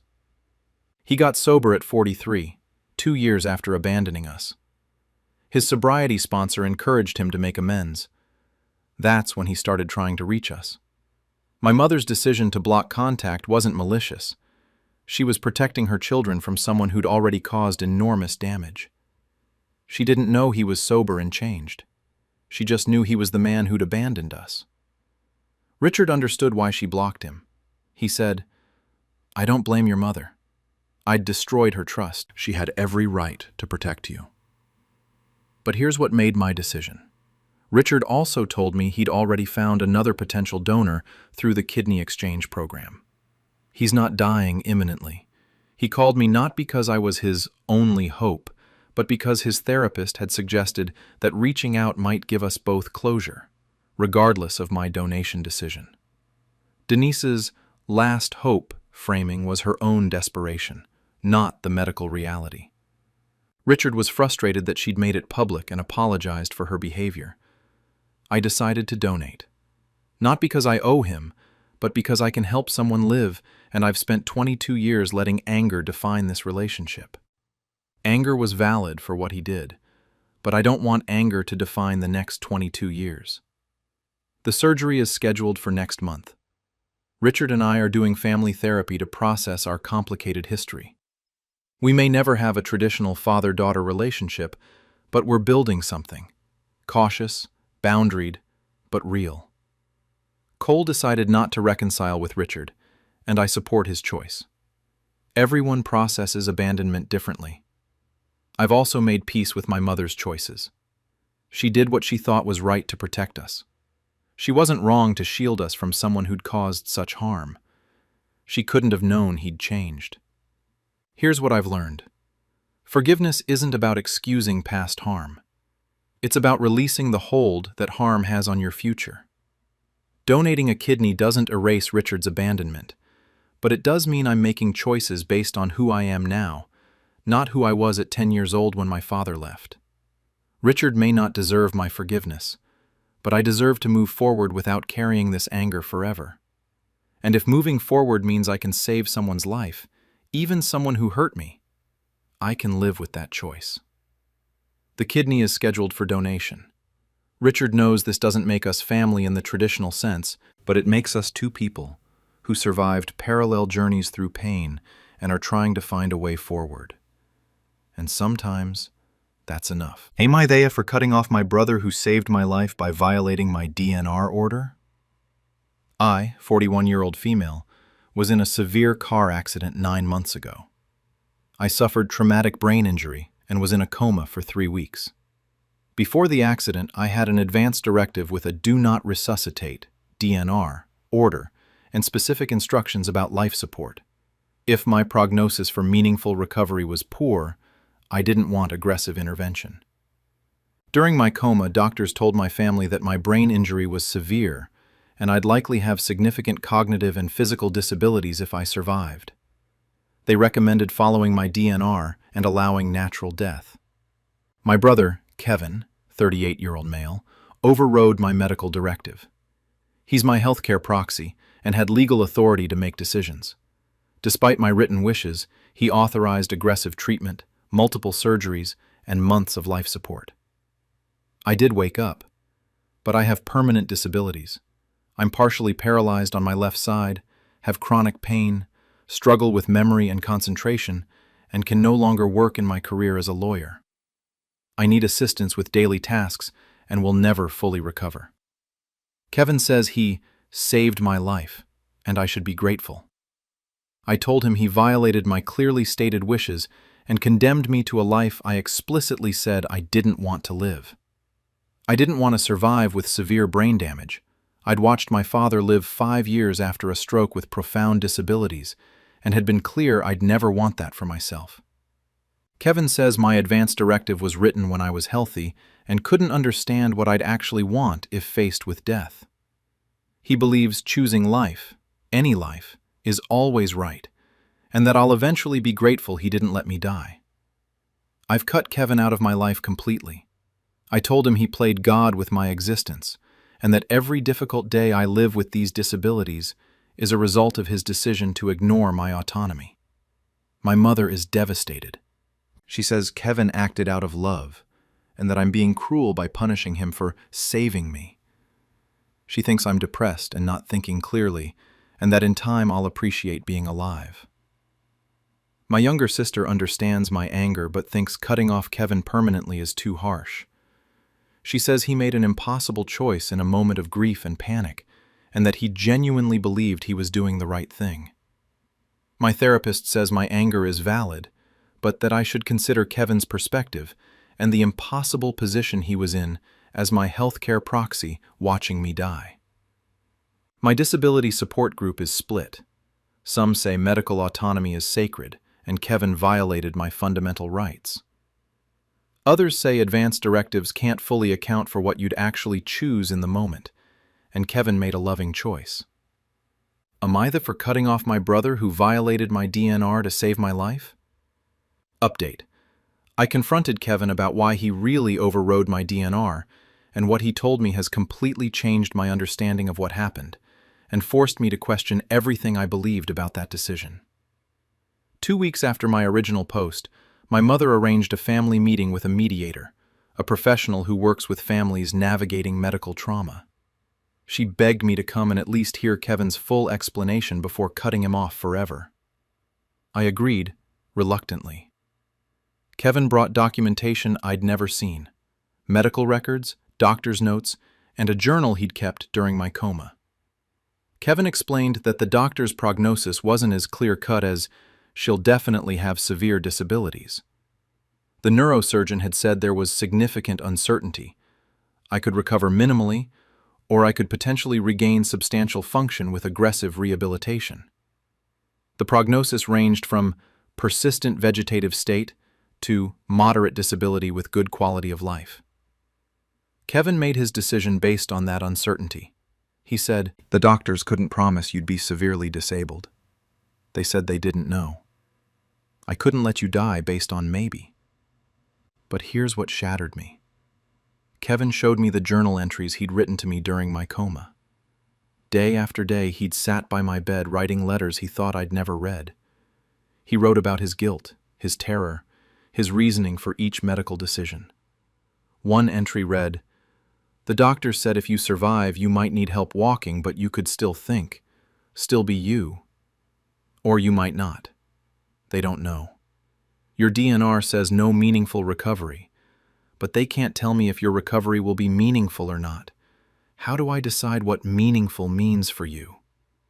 Another, "I know you wrote that DNR when you were scared of ending up like Dad, but Dad had a massive stroke with clear, permanent damage. Your injury is different. There's a chance, even a small one, that you could have a life you'd want. I can't let you die on a chance." I started crying reading these entries. Kevin had been agonizing over this decision, not making it lightly or arrogantly. Then my mother revealed something I didn't know. Kevin had consulted 6 different neurologists, 2 medical ethicists, and my best friend, Amanda, before making his final decision. He'd spent 2 weeks researching my specific type of brain injury, talking to survivors, and trying to understand what my actual prognosis was beyond the initial grim assessment. Amanda confirmed this. She said Kevin had called her asking about conversations we'd had about my advance directive, trying to understand what I meant by meaningful recovery. She'd told him I'd said I could handle physical disability, but not cognitive impairment. I'd specifically said, I don't want to be a vegetable, but I could live in a wheelchair if my mind still worked. Kevin used that information. The doctors said my cognitive function would likely be preserved even if I had physical disabilities. So he authorized treatment, believing he was honoring my actual values, not violating them. I felt like the ground was shifting under me. I'd spent 9 months believing Kevin had arrogantly overridden my wishes, but he'd actually tried desperately to interpret my wishes in an ambiguous medical situation. Then came the hardest part. I asked Kevin directly, "Knowing what you know now, that I have permanent disabilities and chronic pain, would you make the same choice?" Kevin was quiet for a long time. Then he said, "I don't know. I made the choice with the information I had then. Now I see you suffering, and I wonder if I was wrong. But I also see you reading books, talking to your kids, laughing at jokes. You're still you, even if you're in pain. I can't regret giving you that chance." Final update. 9 months after Kevin's decision, and 3 months after our mediated conversation, I've reached a complicated peace with what happened, and what it means for my life and our relationship. After the family meeting, I asked to see all the medical records from my coma period. I wanted to understand exactly what the doctors had said versus what Kevin had interpreted. The records showed that the initial prognosis was indeed grim, severe traumatic brain injury with uncertain recovery. But as weeks passed and my brain swelling decreased, the neurologist's notes became more optimistic. Patient showing unexpected improvement in brain activity. Cognitive function may be better preserved than initially projected. By week 3, when Kevin authorized the final major surgery, the neurosurgeon had written, "Significant chance of meaningful recovery with aggressive rehabilitation. Patient may regain consciousness with moderate physical disability, but intact cognition." Kevin had made his decision to continue treatment at the moment when my prognosis had shifted from likely severe impairment to possible meaningful recovery.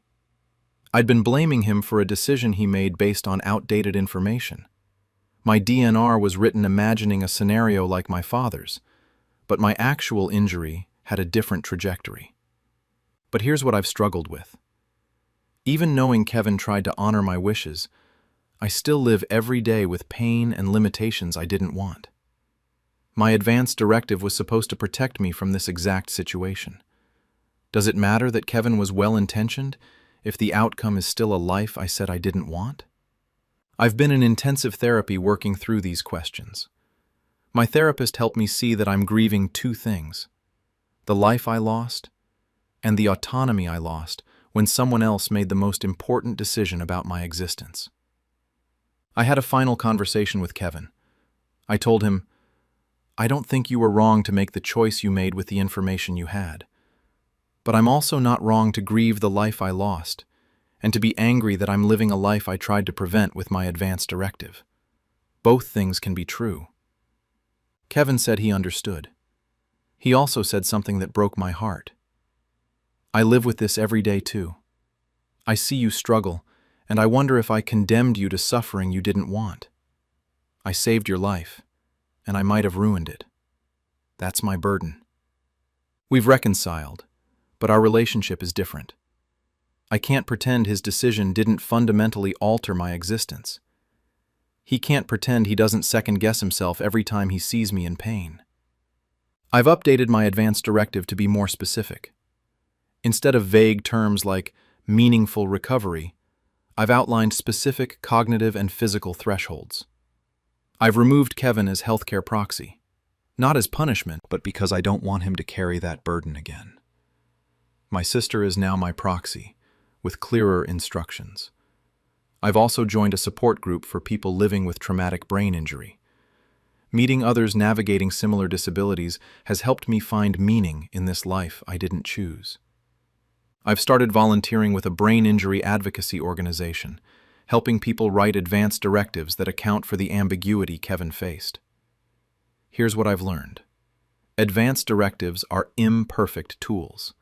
They try to imagine future scenarios and articulate wishes for situations you haven't experienced.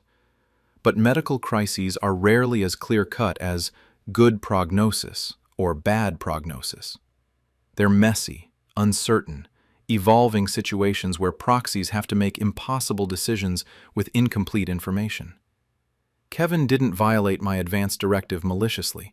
He interpreted it as best he could in an ambiguous situation where doctors couldn't clearly define meaningful recovery. He chose life when the prognosis shifted from grim to uncertain. I'm alive because of that choice. Some days I'm grateful. Some days I'm angry. Most days, I'm both. I still have chronic pain. I still struggle with my disabilities. I'll never be the person I was before the accident. But I'm also here, reading, thinking, loving my kids, experiencing life in a form I wouldn't have chosen, but that has value nonetheless. The question, was Kevin right to save me, has no clean answer. He gave me a life I didn't want, but it's still a life with moments of joy, love, and meaning. Would I have chosen this? No. Can I find purpose in it anyway? I'm trying. Kevin and I have a relationship built on this impossible paradox. He made the right decision with the information he had, and I'm living with a life I explicitly said I didn't want. And we both have to carry the weight of that forever. It's not forgiveness exactly. It's acceptance that medical ethics are complex, that advance directives can't account for every scenario, and that loving someone sometimes means making agonizing choices on their behalf when they can't speak for themselves. I hope I never have to make a similar choice for someone I love. But if I do, I'll remember Kevin's journal entries, his agonized consultations with doctors and ethicists, his desperate attempt to honor my values in an impossible situation. And I'll understand that sometimes there are no right answers, just people trying their best with imperfect information and impossible stakes. That's where we are, alive, together, carrying our complicated truths. Am I there for refusing to let my sister-in-law listen to voicemails from my late wife? I, 38-year-old male, lost my wife, Nina, 36-year-old female, to ovarian cancer 18 months ago. Before she died, Nina left me voicemails, dozens of them over her final weeks. Some are mundane. Don't forget to pick up milk. Some are instructions about her funeral, and some are deeply personal messages telling me she loves me and giving me advice for moving forward without her. These voicemails are my most precious possession. I listen to them when I miss Nina's voice. Sometimes I fall asleep playing them. They're the only way I can still hear her. Last week, Nina's sister, Cara, 34-year-old female, asked if she could listen to the voicemails. She explained that she misses Nina desperately and has no recordings of her voice. Cara said hearing her sister speak again, even in voicemails meant for me, would bring her comfort. I said no. These messages are private. Nina recorded them for me, not for anyone else. Some contain intimate thoughts Nina shared only with me. Letting someone else listen feels like a violation of Nina's privacy and our marriage. Cara was hurt. She said Nina was her sister for 36 years before being my wife for 12, and that she has just as much right to hear Nina's voice. She said I'm being selfish by keeping all recordings of Nina to myself when her whole family is grieving. Nina's parents sided with Kara. They said I'll eventually remarry and move on, but Kara has lost her only sibling forever. They think I should at least let Kara listen to the non-personal voicemails. My therapist says grief makes people protective of memories, and my boundary is valid. But my best friend thinks I could compromise by letting Kara hear just 1 or 2 messages that aren't too personal. Am I there for refusing to share my late wife's voicemails with her grieving sister? Update. I thought this would be a straightforward boundary issue, but what happened has completely changed my perspective on Nina's family and my marriage. 2 days after my original post, I woke up to find 14 missed calls from Kara and Nina's parents. When I called back, Kara was hysterical. She'd gone to my house while I was at work. She still has a key from when she helped during Nina's illness, and tried to access my phone to listen to the voicemails herself. My phone was locked, so Kara tried several passcodes. After multiple failed attempts, my phone triggered security lockout and required connection to iTunes to unlock. In her panic to fix it before I got home, Kara connected my phone to her laptop and attempted a restore. The restore wiped my phone. All of Nina's voicemails were deleted. I stood in Kara's living room, holding my blank phone, unable to speak. Kara was sobbing, saying she'd only wanted to hear her sister's voice one more time, and she'd accidentally destroyed the only recordings that existed. I called my phone carrier, my tech-savvy friend, even paid a data recovery service. The voicemails are gone. Permanently. Unrecoverable. Nina's parents said it was an accident and I should forgive Kara because she's suffering enough from guilt. They said I was partially responsible for making the voicemails into such a forbidden treasure that Kara felt desperate enough to sneak into my house. I told them Kara had broken into my home, attempted to access my phone without permission, and destroyed irreplaceable recordings of their daughter through her reckless behavior. I demanded she return my house key immediately. Kara showed up at my door the next day, crying, saying she'd never forgive herself, but begging me not to cut her out of my life. She said losing Nina was unbearable, and now she's losing me too. I told her she'd violated my trust, my home, and destroyed something irreplaceable. I took the key and told her we were done. Nina's family is now telling extended family that I'm punishing Kara for an accident, and that I'm using this as an excuse to cut off Nina's family entirely. Some people think I'm being too harsh, given that Kara didn't intentionally delete the voicemails. But here's the thing. Kara did intentionally break into my house. She did intentionally try to access my phone without permission. The deletion was a consequence of her intentional boundary violations. Final update. The aftermath of losing Nina's voicemails has revealed truths about my marriage and Nina's family that have fundamentally changed how I understand the last 18 months. 3 weeks after the voicemail incident, Nina's mother, Ellen, showed up at my house unannounced. She said we needed to talk about what Nina would have wanted. I almost didn't let her in, but something in her expression made me open the door. Ellen sat on my couch and said, "Kara has always been jealous of you." She explained that Kara had been deeply opposed to my relationship with Nina from the beginning. Nina and I met when Nina was 24 and I was 26. Kara thought I was stealing her sister and complained to family that Nina prioritized our relationship over their sisterhood. When Nina got sick, Kara became her primary caretaker. I was working full-time to maintain insurance coverage. Ellen said Kara had spent Nina's final months believing she'd reclaimed her sister, and my presence was an intrusion on their relationship. After Nina died, Kara told family that Nina had confided she wasn't sure about the marriage, and had only stayed with me because she got sick and needed support. Ellen never believed this, but other family members did. Ellen revealed that Kara's request to hear the voicemails wasn't about missing Nina. It was about finding evidence that Nina had doubts about our marriage. Kara believed the voicemails would contain Nina expressing regrets about marrying me, which Kara could use to prove Nina would have wanted her family to remain close to Kara, not me. When I refused to let her hear them, Kara became convinced I was hiding Nina's true feelings and decided to access them herself. Ellen apologized for not speaking up sooner. She said Kara needs therapy, not access to Nina's private thoughts. She said Nina loved me deeply, never regretted our marriage, and would be horrified by Kara's behavior.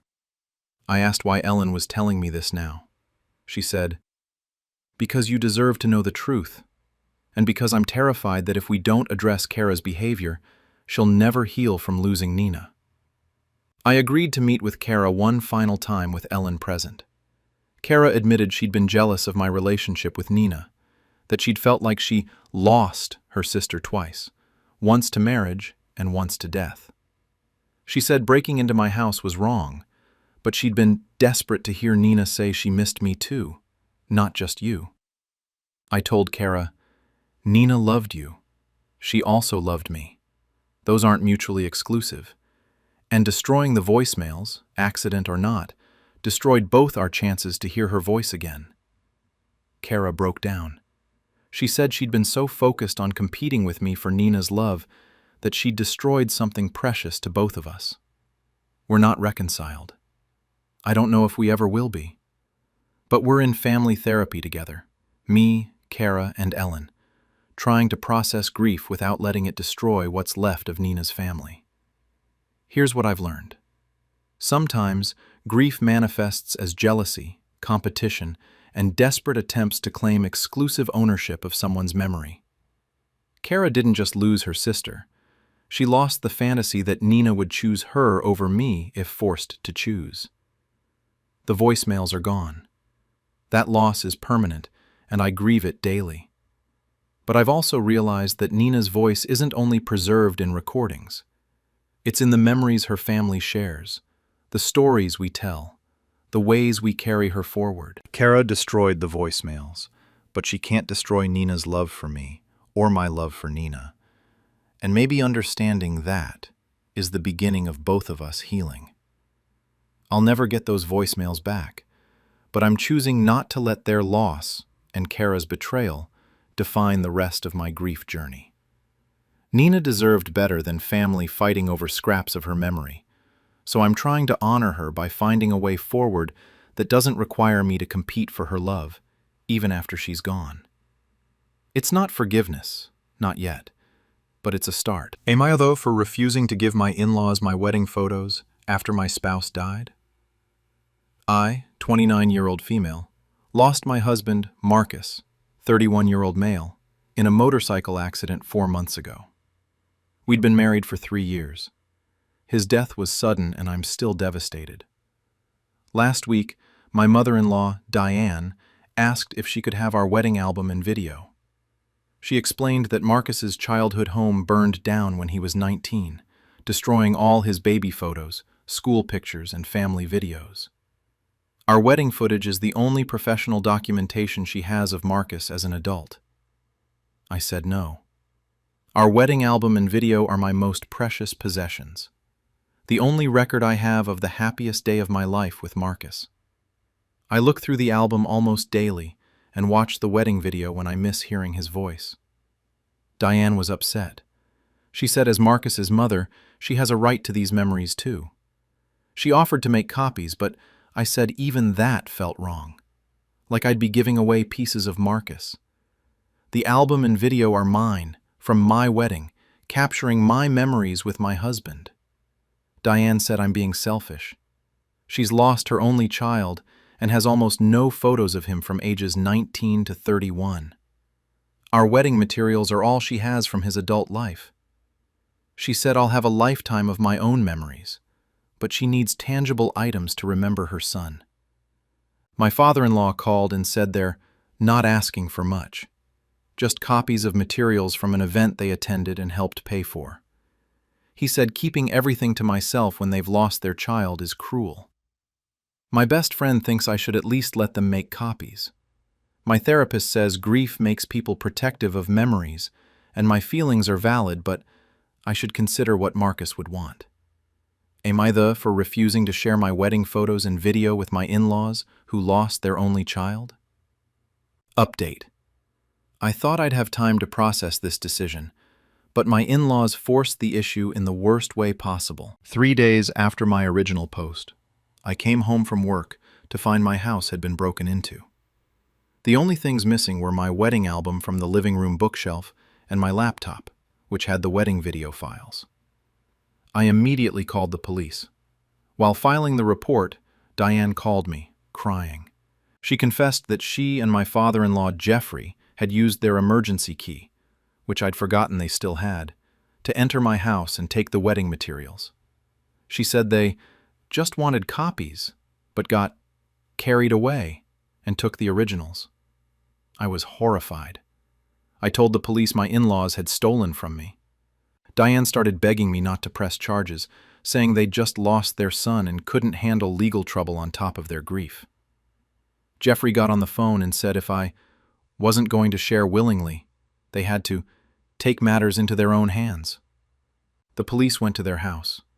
Diane and Jeffrey returned the album and laptop, but admitted they'd already uploaded the wedding video to a cloud service and made copies of all the photos. Jeffrey said they'd done it for preservation purposes, in case something happened to the originals. I was shaking with anger and betrayal. I told them they'd violated my home and my trust, and that I wanted all copies deleted immediately and the emergency key returned. Diane said she'd delete the copies if I promised to share going forward. I said absolutely not. Their theft had destroyed any willingness I had to compromise. I changed my locks that night. My in-laws are now facing potential burglary charges since they took items without permission, even though they had a key. Their lawyer is arguing it was a family misunderstanding, and that since they returned everything, no crime occurred. My family is divided. My mother thinks I should drop the charges since they gave everything back and they're grieving parents. My sister thinks what they did was unforgivable regardless of grief. Final update. The situation has resolved in a way that's legally clear but emotionally complicated. After consulting with the police and a lawyer, I agreed to drop criminal charges on the condition that Diane and Jeffrey sign a legal agreement. They'd delete all digital copies of my wedding materials, never enter my property again, and cease all contact regarding the wedding photos/video. They signed. However, 2 weeks later, I discovered through a mutual friend that Diane had not deleted the copies. She'd posted a photo from my wedding on Facebook in a memorial post about Marcus, claiming it was from our family's last happy celebration with our beloved son. I contacted my lawyer. The legal agreement they'd signed was binding. My lawyer sent a cease and desist letter demanding she remove the photo and delete all copies, or face legal action for breach of contract. Diane took down the post but sent me a heartbreaking letter. She wrote, "I held Marcus when he was born. I taught him to walk. I celebrated every milestone of his life. But I have almost nothing to show for 31 years of being his mother because fire took everything. Your wedding is all I have, and you're taking that from me too. When you have children, you'll understand." That letter broke something in me. Not because it changed my mind, but because it made me realize we're both victims of impossible grief, fighting over scraps of Marcus's memory because we're both desperate to hold on to him. I scheduled a meeting with Diane and Jeffrey with my therapist present as a mediator. I brought printouts of 50 wedding photos, not my favorites, but good photos that included Marcus with his parents, Marcus smiling, Marcus giving his speech. I told them, "These are yours. I'm giving them to you freely, not because you're entitled to them, but because I recognize you're grieving too. But you will never have my wedding album, my wedding video, or my favorite photos. Those are mine. What you did, breaking into my home, stealing from me, lying about deleting copies, that was unforgivable. These 50 photos are the only compromise you'll get." Diane cried and accepted the photos. Jeffrey started to argue that 50 photos weren't enough when hundreds existed, but Diane stopped him. She said, "It's more than we had yesterday." We established firm boundaries. They have 50 wedding photos. They will never ask for more. They will never post any photos publicly without my permission. All other wedding materials remain exclusively mine. They will not contact me except for major family events or emergencies. It's been a month. Diane sent me a thank you card with a photo she'd framed. Marcus and his parents at the wedding reception, all three smiling. She wrote, "Thank you for this piece of our son. I look at it every day." I don't know if we'll ever repair our relationship. What they did was a violation of trust that can't be undone. But I also recognize that grief makes people do desperate things, and they were desperate to hold on to any piece of Marcus they could find. Here's what I learned. Grief doesn't excuse bad behavior, but understanding grief can inform how you respond to it. Diane and Jeffrey were wrong to steal from me, but they weren't wrong to want photos of their dead child. The wedding album and video are still mine, kept in a fireproof safe. I still look through them when I miss Marcus. But now Diane has her framed photo on her mantle, and that small piece of Marcus brings her comfort. We're not close. We may never be. But we found a fragile piece where we can both grieve Marcus in our own ways, with our own pieces of his memory. And sometimes, that's the best outcome grief allows. Am I the I for tracking down my birth family after my adoptive parents told me never to search? I, 26-year-old female, was adopted as an infant by Patricia and Robert, both 58. They've been wonderful parents, and I've always known I was adopted. Growing up, they told me my birth mother gave me up because she was young and couldn't provide for me, and that I should be grateful they chose me. When I was 16, I asked about finding my birth family. My parents became upset and told me never to bring it up again. Patricia said searching would be a betrayal of our family, and that my birth mother gave up the right to know me. Robert said if I loved them, I wouldn't need to know where I came from. I dropped it then, but the curiosity never went away. Last year, I used a DNA testing service and found matches. I connected with my birth mother, Linda, 44, and learned I have 3 half-siblings. Linda was 18 when she had me, in an abusive relationship, and chose adoption because she wanted me to have a stable life. She's thought about me every day since. We've been meeting for coffee, exchanging messages, getting to know each other. It's not replacing my adoptive parents. It's adding another dimension to my identity. My half-siblings are excited to know me. Last week, Patricia saw a text from Linda on my phone. She was devastated. She said I'd gone behind their backs and betrayed their trust. Robert said after, "Everything they've done for me, I'd chosen to hurt them by seeking out strangers. I told them Linda isn't a stranger. She's my birth mother and I have a right to know her." Patricia said I clearly don't love them enough if I needed to find my real family. I said she is my real family, but so is Linda. They've given me an ultimatum. Stop all contact with Linda and my birth family, or they'll reevaluate our relationship. They say I can't have both families. Am I the for searching for my birth family despite my parents' explicit wishes? Update. The responses here helped me realize my parents' ultimatum was manipulative and unfair. But confronting them about it revealed information that's changed everything. I told Patricia and Robert I wouldn't choose between families and that their ultimatum was unfair. Patricia broke down crying, saying she always knew this day would come, and that I'd eventually realize they weren't my real parents. I said that wasn't true. They are my real parents. They raised me. I love them. But I also want to know Linda. Why did this have to be either or? That's when Robert finally told me the truth they'd been hiding for 26 years. Linda didn't just give me up for adoption. Patricia and Robert were the foster parents Linda was living with when she got pregnant at 17. They convinced her she was too young to parent, that the baby would ruin her life, and pressured her to choose adoption. Then, they adopted me. Linda wanted to parent me. She'd planned to keep me.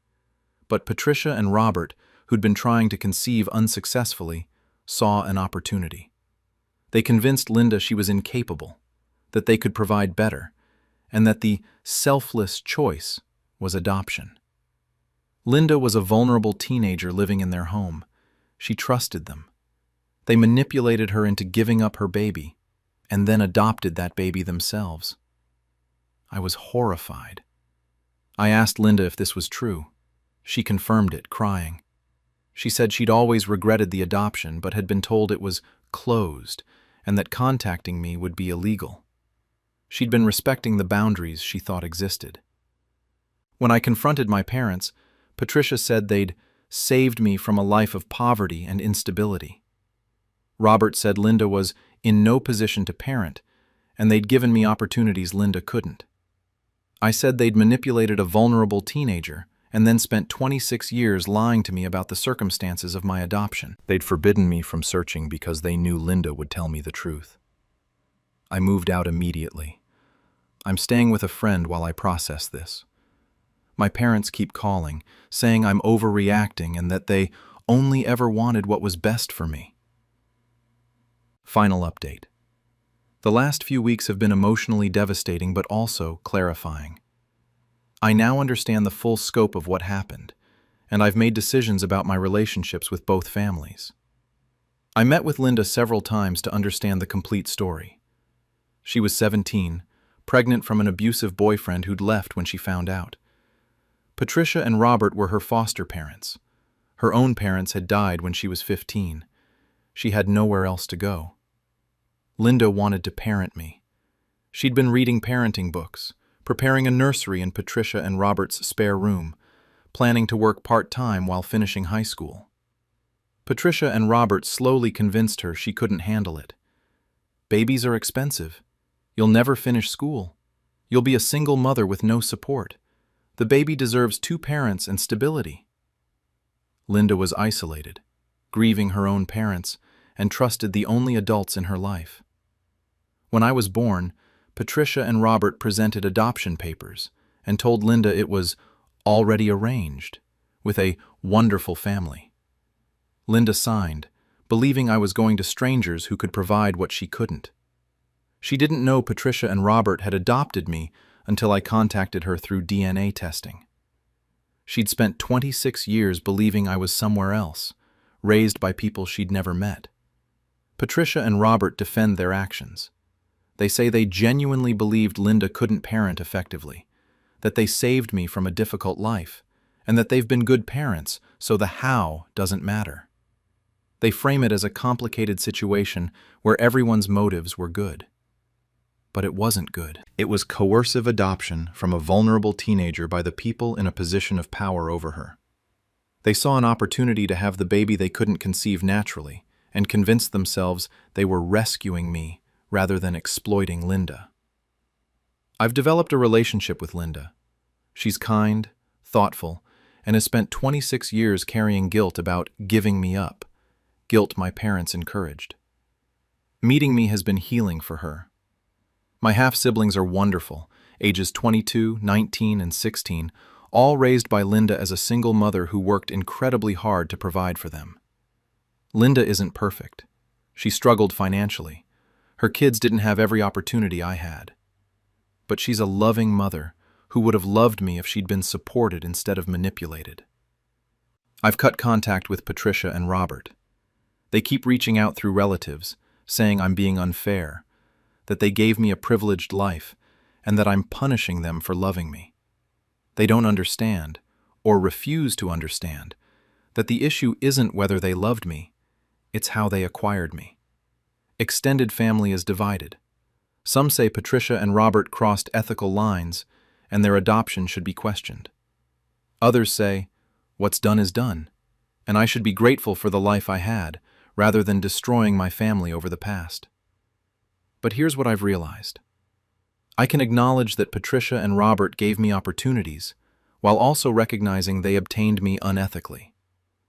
I can appreciate parts of my childhood while condemning the manipulation that created it. Linda and I are building a relationship carefully. She doesn't want to replace the parents who raised me. She wants to finally know the daughter she was coerced into giving away. I'm learning about my half-siblings, my genetic health history, my ancestry, All the things I was denied by my parents' secrecy. I'm in therapy processing the betrayal, the lies, and the complexity of being raised by people who love me but obtained me through manipulation. My therapist says my feelings can be contradictory. I can love Patricia and Robert for parts of my childhood while being angry about how that childhood was made possible. Linda says she doesn't want me to hate Patricia and Robert on her behalf. She says she's made peace with the past and just wants a future relationship with me. Her grace is remarkable given what was done to her. I don't know if I'll ever reconcile with Patricia and Robert. Right now, their refusal to acknowledge wrongdoing makes relationship impossible. If they could admit what they did was manipulative, that they took advantage of Linda's vulnerability, that they should have supported her parenting rather than convinced her to give me up, maybe then we could begin rebuilding. But they see themselves as saviors who rescued a baby from a bad situation. Until they can see themselves as people who exploited a grieving, vulnerable teenager, we have nothing to discuss. My birth family isn't perfect, but they're mine, and I'm finally getting to know them. Am I the for refusing to let my adopted daughter's biological mother meet her after she got sober? I, 33-year-old female, adopted my daughter, Lily, now 6-year-old female, from foster care 2 years ago. Lily came into care at age 3 when her biological mother, Stephanie, 28-year-old female, lost custody due to severe drug addiction, neglect, and multiple CPS interventions. Stephanie's parental rights were terminated when Lily was 4, and I finalized the adoption when she was 4.5. Lily has thrived with me. She's in therapy processing early childhood trauma, doing well in kindergarten, and calls me Mom. She has vague memories of Stephanie, but mostly remembers chaos, hunger, and scary situations. We've talked age-appropriately about her first mom, who couldn't take care of her because she was very sick. Last month, Stephanie contacted me through the adoption agency. She's been sober for 18 months, has completed rehab and parenting classes, and has a stable job and housing. She's not trying to regain custody. She knows the adoption is permanent. She wants to meet Lily, explain that she's better now, and possibly have some role in Lily's life going forward. The agency says this is called open adoption and can be beneficial for adopted children to maintain biological connections. Stephanie's counselor wrote a letter saying contact with Lily is part of Stephanie's recovery journey and would help her healing. I said no. Lily is finally stable and secure. Introducing Stephanie could confuse her about who her real mother is, trigger trauma memories, or make her feel loyalty conflicts. Stephanie had 3 years to get sober while Lily was in foster care and didn't. Now that I've done the hard work of helping Lily heal, Stephanie wants access? Stephanie sent me a heartbreaking letter saying she thinks about Lily every day, that getting sober was only possible after hitting rock bottom and losing her daughter, and that she'd do anything for one chance to tell Lily she's sorry and that she loves her. My adoption support group is divided. Some say protecting Lily from potential disruption is my job as her mom. Others say denying biological connection is harmful long-term, and that Stephanie deserves a chance to show Lily she's changed. My sister thinks I'm being controlling, and that this is about me feeling threatened, not about Lily's well-being. The adoption agency counselor says research shows children benefit from knowing their biological families when possible. Am I the for refusing to let Lily's biological mother meet her? Update. I agreed to one supervised meeting, but what happened has fundamentally changed my understanding of Stephanie, Lily's past, and my role in this situation. After my original post, I spoke with Lily's therapist extensively. She said that age 6 is actually developmentally appropriate for Lily to begin understanding her adoption story more fully, and that meeting Stephanie in a controlled environment could help Lily process her history rather than leaving it as frightening fragments. I agreed to one meeting, 90 minutes at the adoption agency with Lily's therapist present. Stephanie could explain she was sick but is better now, apologize for not being able to care for Lily, and answer any questions Lily had. Then we'd reassess. The meeting was intense. Stephanie brought a photo album showing Lily as a baby and toddler, photos I'd never seen. She showed Lily pictures of herself pregnant, of Lily's first birthday, of tender moments between them before the addiction consumed everything. Stephanie told Lily, "I loved you so much, but I was very sick with addiction. I made choices that hurt you, and I'm so sorry. I got better too late to be your mom, but I want you to know you were always loved, even when I couldn't show it right." Lily was quiet, processing. Then she asked, "Did you want to keep me?" Stephanie started crying. "More than anything.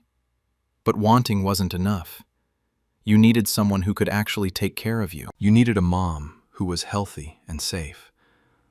I'm so glad you found that." Then Lily asked me, "Mom, is it okay if I like her?" That question broke my heart because it revealed what I'd been unconsciously communicating, that loving Stephanie meant being disloyal to me. I told Lily, "It's absolutely okay to like her. She's your first mom. I'm your forever mom. You can love both of us." After the meeting, Lily's therapist said it had gone remarkably well. But she also gently told me something I didn't want to hear. "You're operating from fear that Lily will choose Stephanie over you. But children have infinite capacity to love multiple people. Your job isn't to prevent other attachments.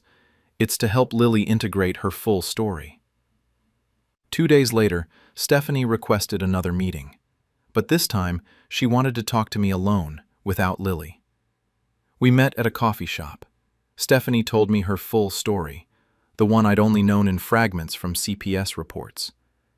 She'd been sexually abused as a child, aged out of foster care at 18 with no family support, and self-medicated with drugs. Lily's father was abusive and left when Stephanie was pregnant.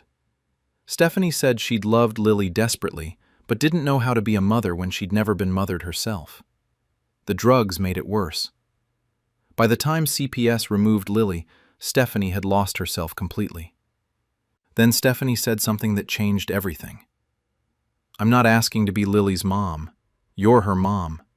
I'm asking to be the person who can tell her where she came from, who can answer questions about her biological family, who can help her understand that being adopted doesn't mean she wasn't wanted. It means I loved her enough to let her have the life I couldn't give her." Final update. Lily and Stephanie now have a relationship that I never expected, and I've had to confront my own insecurities about motherhood and what it means to truly put my daughter first. After Stephanie and I talked, I agreed to regular supervised visits, once a month initially, gradually increasing based on how Lily was doing. We established clear boundaries. I'm mom. Stephanie is Stephanie, or first mom, if Lily chooses. All visits include check-ins with Lily's therapist. 6 months in, Lily has integrated Stephanie into her understanding of her story. She tells people matter-of-factly, "I have a mom who adopted me, and a first mom who couldn't take care of me because she was sick, but now she's better." Stephanie has been respectful of every boundary. She never undermines my parenting, doesn't make promises she can't keep, and has shown up consistently for every scheduled visit. She sends cards on holidays and Lily's birthday, but always defers to me about whether to give gifts. But here's what I didn't expect. Stephanie has become a resource in ways I never could be. When Lily asked about her biological father, who's not in the picture, Stephanie could tell her the truth age-appropriately. When Lily wondered why her hair is curly when mine is straight, Stephanie could show her photos of biological relatives with the same curls. Most importantly, Lily asked the question I'd been dreading. "Why didn't you keep me?" I couldn't answer that. I wasn't there. Stephanie could. She told Lily, "I was too sick to be safe. You were hungry and scared, and you deserved better. Giving you up was the hardest thing I ever did, but it was the most loving thing, too." Lily seemed to understand in a way she couldn't have if I'd tried to explain it for Stephanie. My sister, who'd criticized me initially, apologized. She said, "I thought you were being selfish, but actually, you were being scared. And you worked through it for Lily. That's real parenting. Here's what I've learned. My fear wasn't about Lily being confused or traumatized. It was about me being replaced. I'd worked so hard to bond with Lily, to become her mom, that I felt threatened by the biological connection I can't compete with. But I don't need to compete. Lily needs both of us in different ways. She needs me for stability, security, and daily parenting. She needs Stephanie for biological connection, heritage, and understanding her story. Stephanie told me last month, "You gave Lily what I couldn't, a safe childhood. I'll never be able to repay that. But I can give her what you can't, the answers to where she comes from. We're both her mothers in different ways." That's what I was afraid of, sharing the title of mother. But watching Lily blossom with the fullness of her story, I've realized that love isn't diminished by being shared. It's multiplied. Lily is thriving. She knows she's adopted. She knows Stephanie loves her but couldn't care for her. She knows I chose her and will always be her mom. All of these truths coexist, and she's more secure knowing all of them than she would be knowing only fragments. Stephanie will always be in recovery. She may relapse. That's the reality of addiction. If that happens, we'll adjust. But right now, she's a positive presence in Lily's life, and denying that would have been about my insecurity, not Lily's well-being. Open adoption isn't what I planned, but it's what my daughter needed. And being a mother means choosing what's best for your child, even when it's uncomfortable for you. Lily has two mothers, one who gave her life and one who gave her a life. I've stopped seeing that as a competition and started seeing it as a gift, for Lily and for all of us. AITA for refusing to take in my husband's secret child after the mother died? I, 36-year-old female, have been married to Nathan, 39-year-old male, for 8 years. We have 2 daughters together, Harper, 6-year-old female, and Zoe, 4-year-old female. I thought I knew everything about Nathan, his past relationships, his family, his life before me. 3 weeks ago, Child Protective Services called our house. A caseworker said Nathan's 12-year-old daughter Mia needed placement after her mother Jennifer died in a car accident. Nathan is listed on Mia's birth certificate as her father. I was standing right there when Nathan took the call. I watched his face go white. He'd never mentioned Mia, never mentioned Jennifer, never mentioned that he had a daughter who'd been alive this entire time. After the initial shock, Nathan explained. He and Jennifer had a brief relationship 13 years ago. When Jennifer got pregnant, Nathan offered to be involved, but Jennifer said she wanted to raise the baby alone. She moved to another state and told Nathan she didn't want child support or involvement. She wanted a clean break. Nathan said he'd respected her wishes. He'd sent money occasionally when Jennifer reached out, but had no relationship with Mia. When he met me, he convinced himself Mia wasn't really part of his life, so he didn't mention her. Then, years passed and it became too complicated to bring up. Now, Jennifer is dead. Mia has no other family. Nathan is her legal father. CPS says she either comes to us or goes into foster care. Nathan wants to take her in. He says he's been a coward for 12 years and needs to step up now. He's crying, saying he abandoned his daughter and can't do it again. I said no. I told Nathan I can't take in a child he lied about for our entire relationship. I don't know this girl. She doesn't know us. Bringing her into our home would disrupt Harper and Zoe's lives and force me to parent a traumatized preteen while processing that my husband has been lying to me for 8 years. Nathan says Mia is an innocent child who just lost her mother and needs family. He says if I love him, I'll help him do the right thing. He's implied that refusing to take Mia means our marriage might not survive. My sister thinks I'm being cruel to a grieving child. My best friend thinks Nathan's lies are unforgivable, and I shouldn't be pressured into instant step-parenthood. CPS needs an answer this week. Nathan is begging. Mia is in temporary foster care, probably terrified and alone. Am I the for refusing to take in my husband's secret daughter? Update. I agreed to a temporary placement while I processed everything, but what I've discovered about Nathan's uninvolved father story has changed everything. After my original post, I told Nathan that Mia could stay with us temporarily while I decided whether I could commit to this long term. Nathan was grateful and relieved.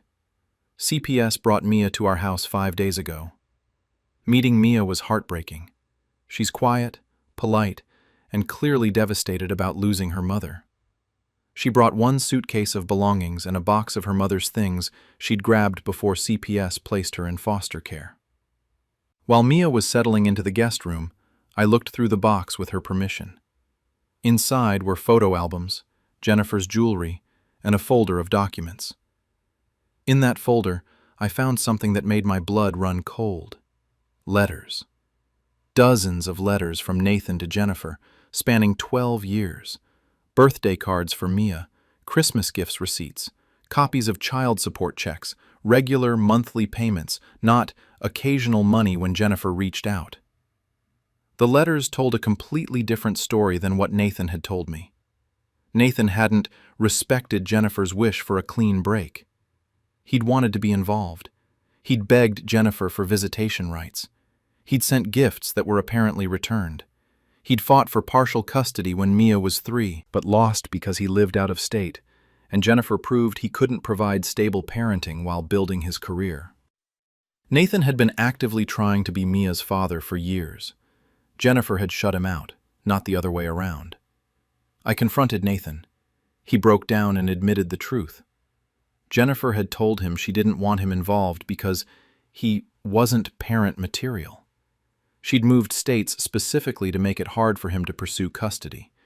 He'd sent support and tried to maintain connection, but she'd blocked him at every turn. When he met me, he didn't mention Mia because he was ashamed that his daughter's mother had deemed him unworthy of being a father. He'd convinced himself that since he had no relationship with Mia anyway, it was easier to pretend she didn't exist than to explain the rejection. I asked him why he'd lied and said Jennifer wanted a clean break when the truth was she'd forced one. Nathan said, because saying, "My ex didn't think I was good enough to be a father," felt worse than saying, "We mutually agreed I wouldn't be involved." I was furious. His lies weren't just omission. They'd fundamentally misrepresented his character and our entire relationship. But here's the complication. Mia found her mother's journal in the box. Jennifer had written extensively about keeping Nathan away from Mia. Her reasons were cruel. She thought Nathan was too immature, that his career ambitions made him selfish, and that Mia deserved better than a father who'd be an occasional presence. Mia read her dead mother's assessment that Nathan wasn't good enough to be her father. She's devastated. She told me, "My mom didn't let me know my dad because she thought he was a bad person." Was she right? Final update. The situation has evolved in ways I never expected, and I've had to confront hard truths about forgiveness, judgment, and what family means. After Mia discovered Jennifer's journal, Nathan sat down with her and showed her all the letters he'd written, the gifts he'd tried to send, the custody battle he'd fought and lost. He told her the truth. "Your mother thought I wouldn't be a good father. She was wrong. I wanted to know you from the day you were born." Mia asked why he'd stopped fighting for her. Nathan said honestly, "I got tired of being rejected. I convinced myself you were better off without me. That was cowardly. I should have kept trying." Watching Nathan take accountability to his daughter, being honest about his failures without blaming Jennifer, made me see him differently. He hadn't lied to me because he was hiding something shameful. He'd lied because he'd internalized Jennifer's rejection and felt ashamed he hadn't been good enough as a father. That doesn't excuse the lies, but it contextualized them. I made a decision. Mia is staying with us permanently. Not because Nathan's lies are forgiven, but because that 12-year-old girl lost her mother and deserves a family. And I have the capacity to help provide that. Nathan and I are in marriage counseling. The lies damaged our trust, and rebuilding will take time. But our therapist helped me understand that Nathan's shame about Jennifer's rejection had created a wall he didn't know how to break down. When Mia became real by arriving on our doorstep, the wall collapsed, and he had to face everything he'd avoided for 8 years. Integrating Mia into our family has been challenging. Harper and Zoe were confused about suddenly having a big sister.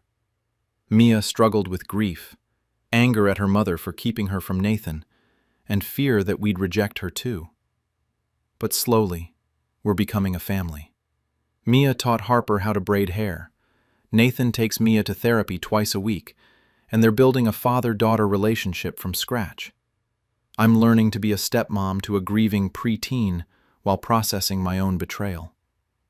The hardest part was forgiving Jennifer, even though she's dead. Nathan's therapist encouraged him to try to understand her perspective. Jennifer was a single mother who'd fought to build a life for Mia. She'd believed, rightly or wrongly, that Nathan's career focus and immaturity at 27 meant he'd be an inconsistent father. She'd made a decision she thought protected Mia. She was wrong, but she believed she was right. Mia is working through complicated feelings about her mother. She's angry Jennifer kept her from Nathan, but she also knows Jennifer loved her fiercely and provided a good childhood. Both things can be true. As for me, I've learned that people lie for reasons more complicated than malice. Nathan's lie was rooted in shame, rejection, and avoidance. That doesn't make it okay, but it makes it human. We're not perfect. Our family is cobbled together from loss, lies, and second chances. But we're here, and we're trying. Mia starts school next week. She's nervous but excited. She calls Nathan Dad now, tentatively but with growing confidence. She hasn't decided what to call me yet. Sometimes it's my first name, sometimes stepmom, sometimes nothing at all. I'm letting her figure it out. Harper asked me last week, "Is Mia staying forever?" I said yes. Harper said, "Good. I like having a big sister." That's where we are. A family that shouldn't exist, built from secrets and tragedy, learning to love each other despite everything that went wrong. Nathan and I may not fully repair what his lies broke, but we're building something new, imperfect, complicated, but real. And Mia, who lost everything when her mother died, is finding something she never had. A father who's finally stepping up, and a family that's choosing to include her. That's not the ending I expected when CPS called 3 weeks ago, but it's the ending we're living now. Broken pieces, assembled into something that works. Not perfect, but enough. AITA for revealing my best friend was trans at their funeral, against their family's wishes. I, 27-year-old female, lost my best friend Alex, 27-year-old male, in a car accident 3 weeks ago. Alex and I had been friends since college. 6 months before the accident, Alex confided in me that they were transgender, a trans woman who'd been living as a man because of their conservative religious family. Alex had been secretly seeing a gender therapist and planning to come out and transition. They'd chosen the name Lily and had been living as Lily in online spaces and with a small circle of trusted friends. Alex made me promise not to tell their family unless something happened to them. They wanted their truth known eventually, but feared family rejection while alive. The funeral is tomorrow. Alex's family is burying them under their birth name, with he/him pronouns, in a suit Alex hated. The service is full of references to a faithful son and Bible verses about masculinity. I told Alex's parents, privately, that Alex was transgender and wanted to be known as Lily. They were horrified. Alex's father said I was defiling their son's memory with delusions. Alex's mother said I was making up stories because I couldn't accept he's gone. They've forbidden me from mentioning this at the funeral, but I'm considering doing it anyway during the open mic portion, saying, Alex wanted you to know they were actually Lily, a woman, and lived in fear of your rejection. Alex's younger sibling, 22NB, who's also queer, texted me begging me not to do this. They said revealing Alex's truth at the funeral will cause a massive scene, devastate their parents, and possibly get me physically removed. They said Alex wouldn't want their funeral turned into a battleground. But I'm burying my best friend under a name and identity they rejected. Staying silent feels like erasing who Alex really was. Am I the GIF I reveal my friend was trans at the funeral against the family's wishes? Update. Didn't reveal Alex's truth at the funeral. But what happened instead was somehow worse and better simultaneously. I took the advice here seriously. I didn't speak during the open mic. I stayed silent through the service where they called Alex by the wrong name, used wrong pronouns, and described a person I didn't recognize. It was agonizing. But after the service, at the reception at Alex's parents' house, something unexpected happened. Alex's sibling, Jordan, approached me with 3 other people, all queer friends of Alex's from college who'd also known about Lily. Together, we made a decision. We gathered in the backyard and held our own small memorial for Lily. We shared stories about her, used her correct name and pronouns, and talked about the woman she was becoming before she died. About 10 people total attended our memorial, queer friends who'd known her truth. Alex's mother saw us from the kitchen window. She came outside and demanded to know what we were doing. Jordan told her, "We're remembering Lily, the person your child actually was." What happened next shocked everyone. Alex's mother broke down sobbing and said, "I know. I've known for months." She'd found Alex's journal, therapist receipts, and women's clothing hidden in the closet. She'd been pretending not to know because she didn't know how to handle it. She'd convinced herself that if she ignored it, Alex would get over this phase. Now Alex was dead, and she'd never get to know Lily. Alex's father overheard and came outside. Unlike his wife, he exploded with rage. He said we were desecrating his son's memory and ordered us all to leave immediately. Jordan refused to leave, arguing with him. Other family members came outside. It became a massive confrontation. Alex's father said if we didn't stop spreading this transgender nonsense, we'd be banned from the burial the next day. Alex's mother was caught between grief, guilt, and her husband's anger. She kept saying, "I should have told him I knew. I should have said it was okay." Half the family thinks I destroyed the funeral by bringing up controversial topics. The other half is dealing with the revelation that Alex was trans. The family is completely fractured. Final update. The aftermath has been painful, but has also led to some healing, particularly for the people who mattered most, the ones who loved Alex, Lily, for who she was. Alex's father held the burial the next day. He uninvited me, Jordan, and the other queer friends. We held our own graveside memorial for Lily at a different time, bringing flowers and reading letters we'd written to her. Alex's mother didn't attend her husband's burial service. She came to ours instead. She brought the journal she'd found, pages where Alex had written about being Lily, about dreams of transitioning, about fear of family rejection. She asked if she could read an entry. Through tears, she read Alex's writing. "I'm not Alex. I'm Lily. Someday I hope my family can know and love Lily. But I'm terrified they'll choose their beliefs over me." Alex's mother apologized to all of us for not speaking up when she knew, for letting her husband bury their child under the wrong identity, for years of creating an environment where Alex felt unable to be herself. She said she's leaving her husband, not just because of this, but because this made her realize she spent 30 years choosing his rigid beliefs over her own children's well-being. Jordan came out as non-binary 2 years ago, and she'd gone along with her husband's rejection. Now, One child is dead, and the other is estranged, and she's finally acknowledging her role in that. Jordan is cautiously rebuilding a relationship with their mother. She's started attending PFLAG meetings and reading about transgender identity. She asked Jordan to help her understand what she missed by not accepting Alex/Lily.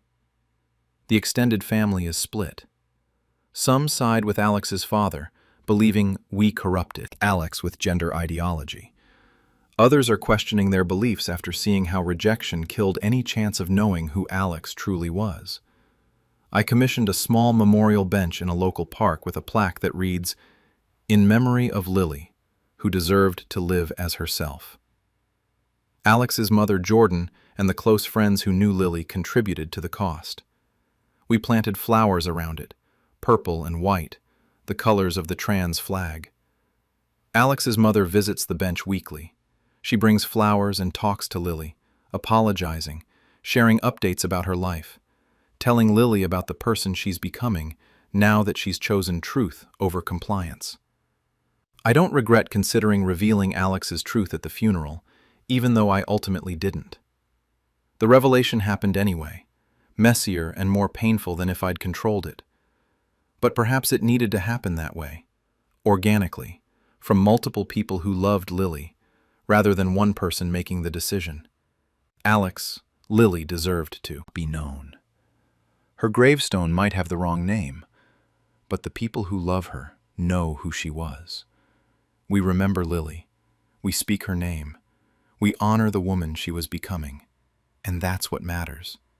Not the funeral service her father orchestrated, but the memorial we created for the person she actually was. I hope wherever Lily is, she knows she was seen, loved, and remembered as herself. Am I there for refusing to translate for my in-laws anymore after 6 years of being their unpaid interpreter? I, 31-year-old female, am fluent in English and Mandarin. My husband, David, 33-year-old male, is Chinese-American, but never learned Mandarin fluently. His parents immigrated 40 years ago and speak limited English, enough for daily basics but not complex conversations. For 6 years of marriage, I've been their translator for everything: medical appointments, legal documents, phone calls with banks, arguments with contractors, negotiations with landlords. I've taken time off work for their doctor visits, spent evenings translating documents, fielded calls at all hours when they needed to communicate with someone in English. They've never once thanked me. They treat it as my obligation as their daughter-in-law. When I've asked David to learn Mandarin to help share this burden, he says he's too busy. And besides, I'm already fluent, so it makes sense. Last month was the breaking point. My in-laws needed help disputing a medical bill, something that required hours on the phone with insurance. I was in the middle of a critical work deadline and asked if we could handle it the following week. My mother-in-law said I was being selfish and that family comes first. She called me ungrateful for everything they've done for me, though I can't think of what that includes beyond hosting us for holidays. I snapped. I told her I was done being their free translation service and they needed to either learn English better, hire a professional interpreter, or have David step up and learn Mandarin. She was shocked. David was furious with me for embarrassing his parents. His father said I was shirking my duties as a daughter-in-law and that in their culture, younger family members help elders without complaint. I've held firm for 3 weeks. They've struggled with appointments and bills. David says I'm being petty and that helping his parents should be no big deal since I speak the language anyway. Am I the for refusing to continue translating after years of being taken for granted? Update. Thank you for validating that I'm not crazy. Things escalated badly, but it forced long overdue conversations. 2 days after my original post, my father-in-law had a medical emergency, severe chest pains. David was at work an hour away.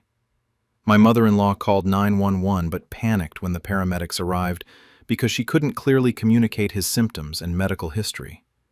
She called me crying, begging me to come translate. I was 20 minutes away.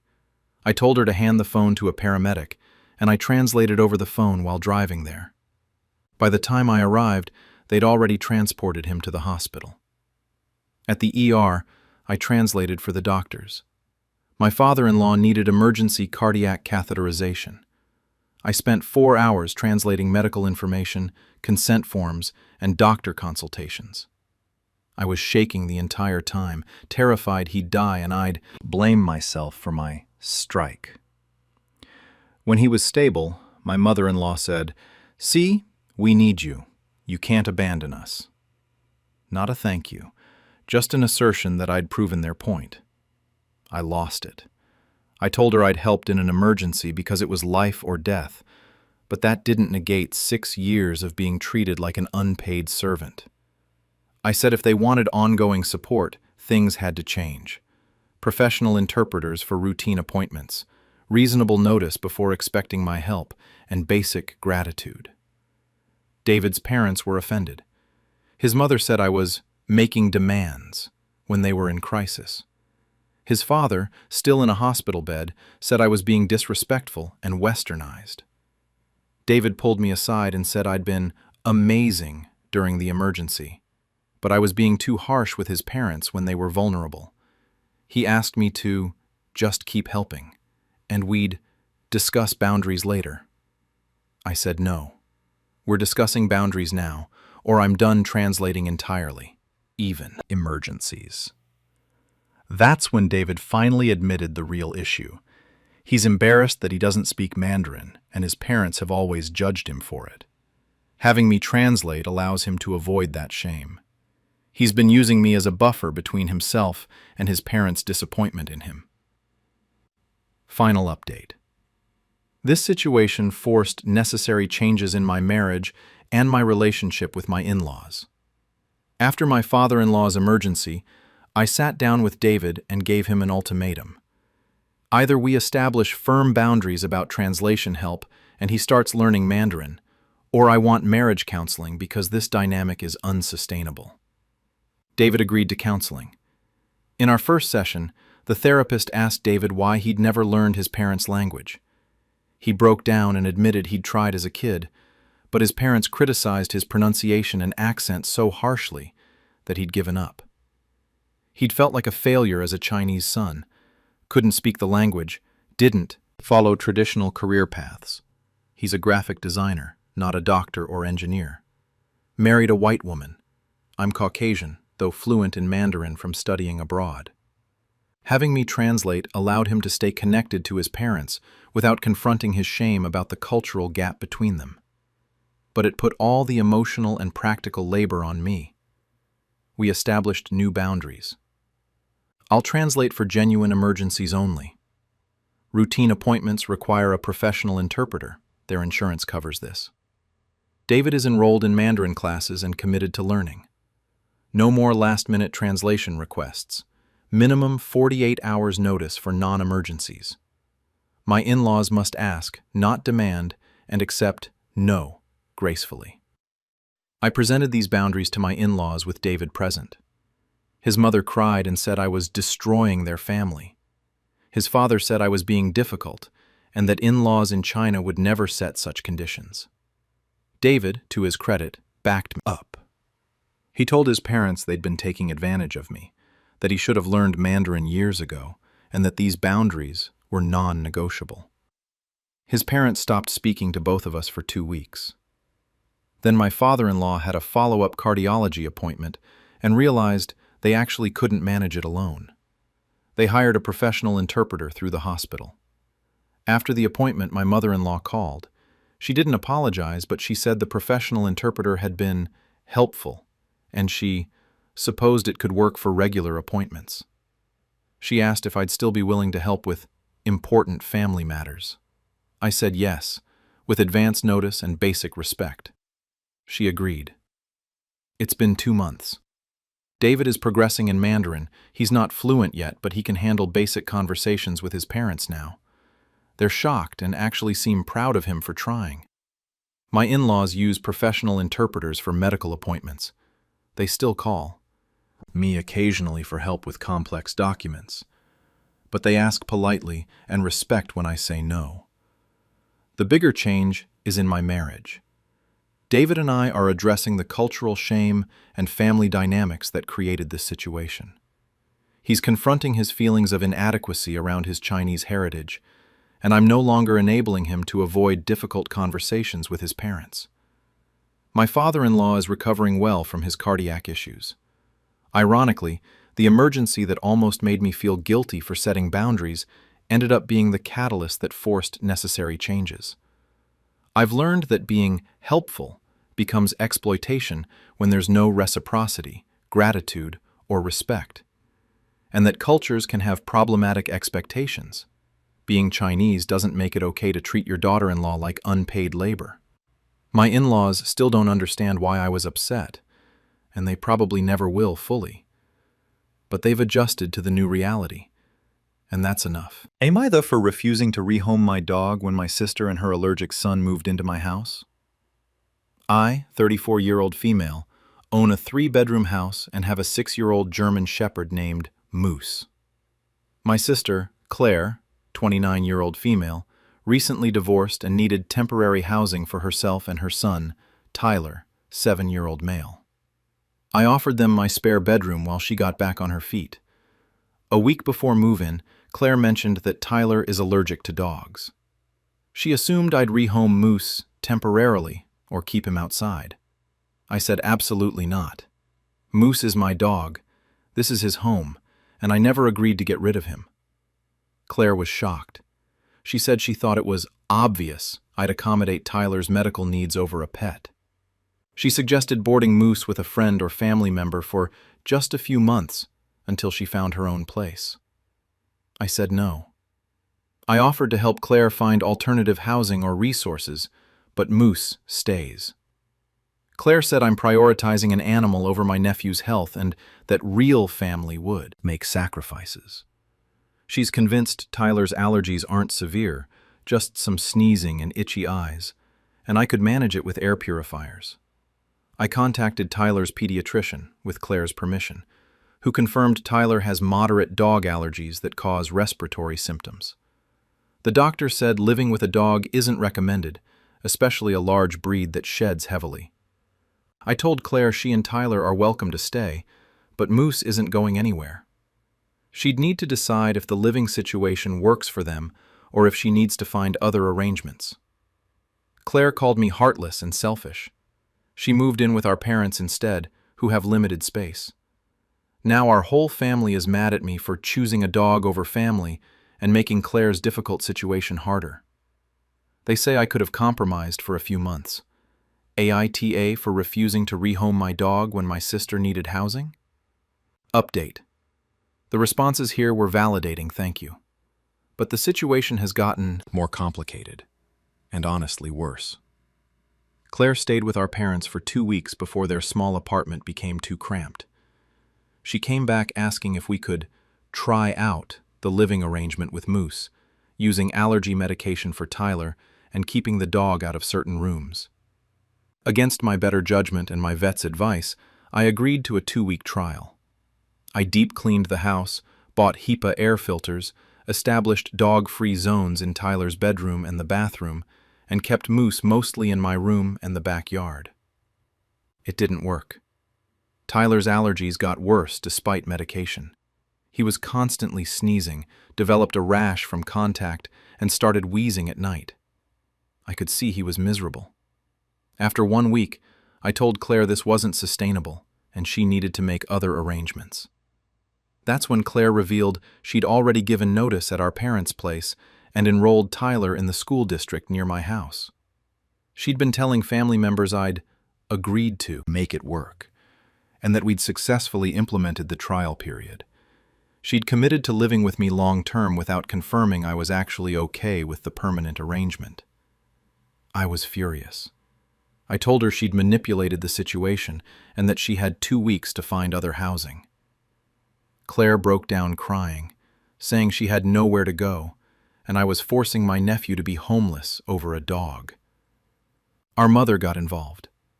She offered to take Moose temporarily at her apartment, which doesn't allow pets, meaning she wanted me to officially rehome him. When I refused, my mother accused me of being cruel and said she didn't raise me to value animals over people. My father tried to mediate, suggesting I board Moose at a kennel for a few months at my expense, $1,200 plus Satch month, while Claire got established. I said absolutely not, that's not a reasonable solution, and I shouldn't have to pay to kennel my own dog because Claire made commitments without my agreement. Final update. This resolved, but it required me setting extremely firm boundaries and accepting that some family relationships are damaged. I gave Claire a formal 30-day notice to vacate. She told everyone I was evicting my nephew and made me sound like a villain. Extended family members called to shame me. One aunt said, "It's just a dog. Why are you being so stubborn?" I stopped engaging with the emotional manipulation and focused on practical solutions. I researched housing resources for Claire: short-term rentals, shared housing, assistance programs, extended stay hotels. I offered to help with application fees and first month's rent as a one-time gift, which I could afford. She refused all of it, insisting the only acceptable solution was me rehoming Moose. 2 weeks into the notice period, Claire still hadn't looked for housing. She seemed convinced I'd back down. I contacted a lawyer to understand my rights and obligations. Technically, Claire was a guest, not a tenant. Number lease, no rent. So I could ask her to leave with reasonable notice, which I'd provided. I told Claire that if she wasn't out by day 30, I'd formally begin eviction proceedings. I hated saying it, but her refusal to take any action forced my hand. That finally motivated her. She moved in with a friend from her church who has a spare room. Tyler is attending a different school district, which Claire complained about, but he's reportedly doing fine. Our relationship is fractured. Claire maintains I chose a dog over family, and that I'll regret this when Tyler remembers the aunt who made him homeless. Our mother isn't speaking to me. Our father stays neutral but clearly wishes I'd compromised. Here's the thing. I love Tyler. But me keeping my dog in my house isn't what made their situation difficult. Claire's divorce, her financial struggles, her lack of planning, those created the hardship. I offered reasonable help. Demanding I rehome my pet wasn't reasonable, and her trying to manipulate the situation by enrolling Tyler in school and giving notice at our parents' place was manipulative. Moose is still with me, happy and healthy. My home is peaceful again. I sleep well at night because I maintained my boundaries and didn't abandon a family member. Yes, Moose is family, because others demanded it. I've learned that family who loves conditionally, "I'll only respect you if you do what I want," isn't actually prioritizing family. They're prioritizing control. Real family respects boundaries even when disappointed. Claire and Tyler are housed and safe. That's what actually matters. And Moose is staying exactly where he belongs. Am I, though, for refusing to include my stepchildren in the memory book I'm making for my daughter? I, 42-year-old male, lost my wife Sarah to cancer 2 years ago. We have one daughter together, Emma, 8-year-old female. Sarah and I also raised my 2 stepchildren from her previous marriage, Mason, 16-year-old male, and Lily, 14-year-old female. I've been their stepdad since they were 4 and 2. I'm creating a memory book for Emma about her mother, photos, stories, mementos, letters Sarah wrote before she died. It's specifically about Sarah's relationship with Emma, pregnancy photos, birth story, their mother-daughter moments, Sarah's hopes for Emma's future. Mason and Lily saw me working on it and asked why they weren't included. I explained it's Emma's book about her mom. They already have their own photos and memories of Sarah. This book is specifically Emma's connection to the mother she'll barely remember as she grows up. They got upset, saying Sarah was their mom too, and excluding them makes it seem like they mattered less. My late wife's parents agree. They think the memory book should include all 3 kids equally because Sarah loved them all as her children. I said Mason and Lily have 14 and 12 years of memories with Sarah, respectively. They'll remember her voice, her mannerisms, her personality. Emma was 6 when Sarah died. By the time Emma's an adult, her memories will be vague. This book is specifically to preserve Sarah's relationship with the daughter who won't remember her clearly. My in-laws are furious. They said I'm creating a hierarchy of Sarah's children, and that Sarah would be devastated to see me excluding Mason and Lily from something about her motherhood. They've offered to create a complete family memory book themselves that includes all 3 kids. I told them they're welcome to create whatever they want, but Emma's book stays as planned. Now my in-laws barely speak to me, and Mason and Lily feel rejected. My sister thinks I'm being technically right, but emotionally insensitive. Am I for keeping the memory book just about Sarah and Emma? Update. Thank you for the perspectives. I thought I'd have time to think about this, but my in-laws forced the issue in the worst possible way. 3 days after my original post, I came home from work to find my in-laws at my house with Mason, Lily, and Emma. My mother-in-law had used her emergency key to let herself in. They'd gone through my office and found the memory book materials I'd been organizing. My mother-in-law had taken it upon herself to fix the book by adding sections about Mason and Lily. She'd taken photos from Sarah's albums, written captions about Sarah's relationship with the older kids, and inserted them throughout the book I'd been creating for Emma. I was furious. I told her she'd violated my privacy and my home, and that she had no right to alter something I was creating for my daughter. She said someone had to correct my mistake before I damaged Mason and Lily further by excluding them from their mother's memory. The worst part, she'd done this in front of all 3 kids. Mason and Lily had watched her add their sections to the book, thinking it was being fixed. When I said she needed to remove what she'd added, both kids started crying. Emma looked confused and upset. I told my in-laws to leave immediately and took back the house key. My mother-in-law said I was being cruel to Mason and Lily, who'd already lost their mother, and now I'm erasing them from her memory.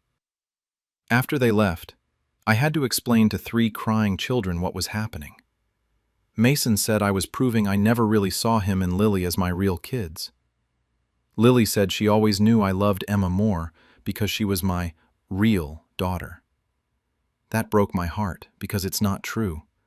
I love all 3 kids. But this book was never about comparing Sarah's love for them.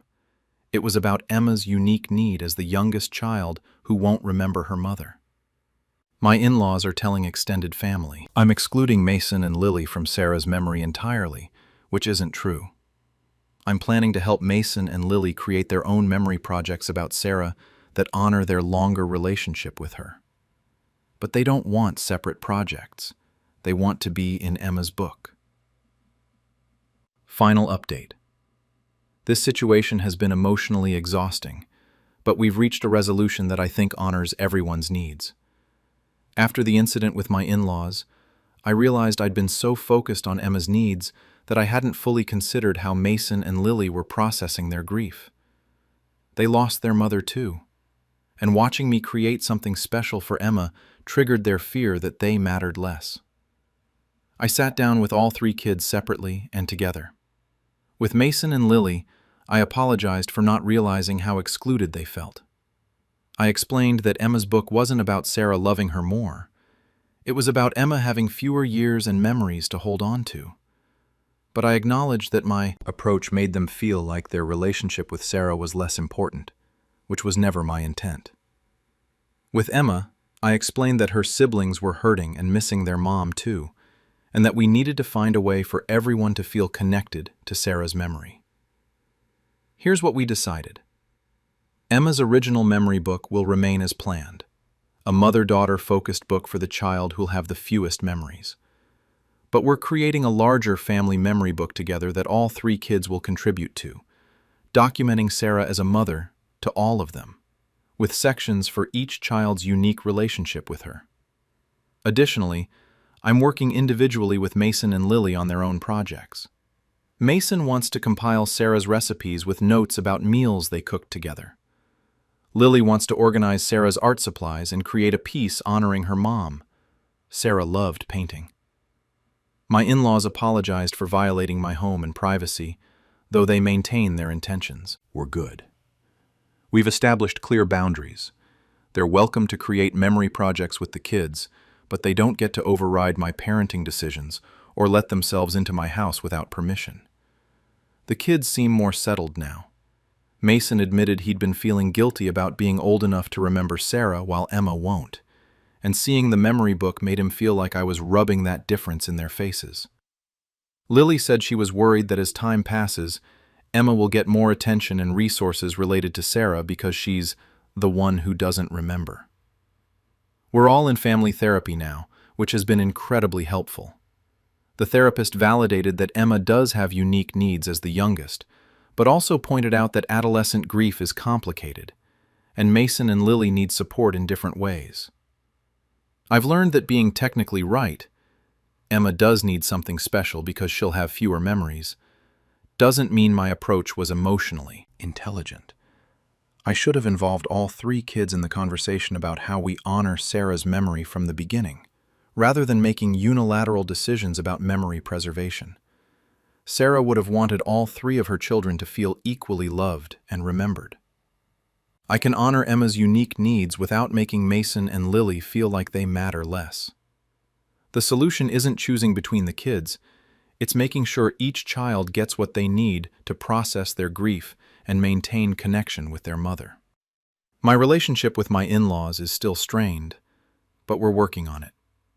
My relationship with my kids is stronger because we're finally talking openly about grief, memory, and what they each need from me as we navigate life without Sarah. Am I the that for refusing to donate bone marrow to my estranged brother who hasn't spoken to me in 8 years? I, 28-year-old female, haven't spoken to my brother Kyle, 32-year-old male, in 8 years. We were close as kids, but in my early 20s, Kyle became extremely controlling and judgmental about my life choices. When I came out as bisexual at 20, he told me I was confused and seeking attention. When I started dating my now wife, he refused to meet her and told our parents my lifestyle was embarrassing the family. The final straw was my wedding 4 years ago. Kyle showed up uninvited and caused a scene during the reception, loudly telling guests that my marriage was against natural law and that I was corrupting family values. Security removed him and I haven't spoken to him since. He's never apologized. Last month, my parents called saying Kyle has leukemia and needs a bone marrow transplant. I'm the only sibling match in the family. They want me to donate. I said no. Donating bone marrow is painful, requires recovery time, and involves medical risks. I'm not willing to undergo a medical procedure for someone who spent 8 years treating me and my wife with contempt. My parents are devastated. They say I'm letting old grudges kill my brother, and that family forgiveness should be unconditional. Kyle's wife called me sobbing, begging me to reconsider. She said Kyle's changed and regrets how he treated me, though Kyle himself hasn't reached out. My wife supports my decision completely. My parents have started a family pressure campaign. Aunts, uncles, and cousins calling to tell me I'll regret this if Kyle dies. Some say his homophobia was wrong, but doesn't justify letting him die. AITA for refusing to donate bone marrow to my estranged brother who treated me terribly for years and never apologized? Update. Thank you for the responses. They helped me feel less crazy. Things have escalated significantly since my original post. 2 days after posting, parents showed up at my workplace with Kyle. They ambushed me in the lobby, with Kyle looking visibly ill from chemo. My mother started crying loudly about how I was murdering my brother, while my father demanded I stop being selfish and do the right thing. Kyle finally spoke to me for the first time in 8 years. He didn't apologize for anything. Instead, he said, "I know we've had our differences, but I'm asking you as family to help me." When I said I needed a genuine apology and acknowledgement of how he'd treated me, he said, There's no time for rehashing the past when I'm dying. Security escorted them out after my boss intervened. I was mortified. Several coworkers witnessed the scene, and HR called me in to ask if I needed support dealing with family harassment. My wife was furious. She called my parents and told them if they ever ambushed me at work again, we'd pursue a restraining order. My mother said my wife was turning me against family, and that this was proof. Their concerns about my marriage were valid. The family pressure campaign intensified. My grandmother called saying she's ashamed of me. An uncle posted on Facebook, not naming me directly, about family members who let their siblings die over petty disagreements. Cousins have sent messages ranging from gentle pleas to outright hostility. Kyle's wife created a GoFundMe for alternative treatments since I won't donate, and the description heavily implies a family member cruelly refused to help. Several people who know our family have put together who she's talking about. My parents informed me that they're having Kyle's medical team contact me directly to educate me about the procedure and correct misconceptions about the risks. I told them I'd report any medical professional who contacted me without my consent. Final update. This situation has reached a conclusion, though not a pleasant one. My parents scheduled a family meeting at their house, claiming they wanted to discuss things calmly. My wife and I went, hoping for productive conversation. Instead, we walked into a room with my parents, Kyle, Kyle's wife, their pastor, and Kyle's oncologist. It was an intervention. The pastor started talking about Christian forgiveness and family obligations. The oncologist explained the transplant procedure in detail, emphasizing that my risks were minimal compared to Kyle's life-threatening condition. Kyle's wife cried throughout. My parents sat there looking satisfied, like they'd finally cornered me. I stood up and said, "Kyle hasn't apologized for 8 years of homophobia, for disrupting my wedding, or for treating my wife like she doesn't exist. You all orchestrated an ambush instead of respecting my boundaries. This is manipulative, and I'm done." We left. My mother chased us to the car, screaming that I was killing my brother. The next day, I sent a formal message to my parents, Kyle, and Kyle's wife. I would consider donating if Kyle provided a genuine written apology acknowledging specifically how he'd hurt me, and if the family stopped all pressure tactics and gave me space to decide on my own timeline. Kyle responded with a half-hearted text. "I'm sorry if anything I said hurt you. I was raised with certain values, but I'm trying to be more accepting. Will you please donate now?" It wasn't enough. The "if" apology and certain values deflection showed he didn't actually understand or regret his actions. I declined to donate. 2 weeks later, my parents called with surprising news. They'd found a partial match through the bone marrow registry. It's not as ideal as a sibling match, but Kyle's doctors are proceeding with that donor. Kyle has a 60 to 70% chance of successful transplant with this match versus 80 to 90% with mine. My mother said, "I hope you can live with yourself knowing you reduced your brother's survival chances over your pride." I replied that I could live with myself just fine, but could she live with herself, knowing she raised a son who treated his sister with contempt and never genuinely apologized?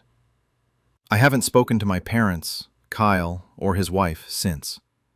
Some extended family members have continued sending judgmental messages. Others have privately reached out, supporting my decision and apologizing for the pressure. My wife and I have started therapy to process the family trauma this brought up. We're considering going no contact with my parents permanently.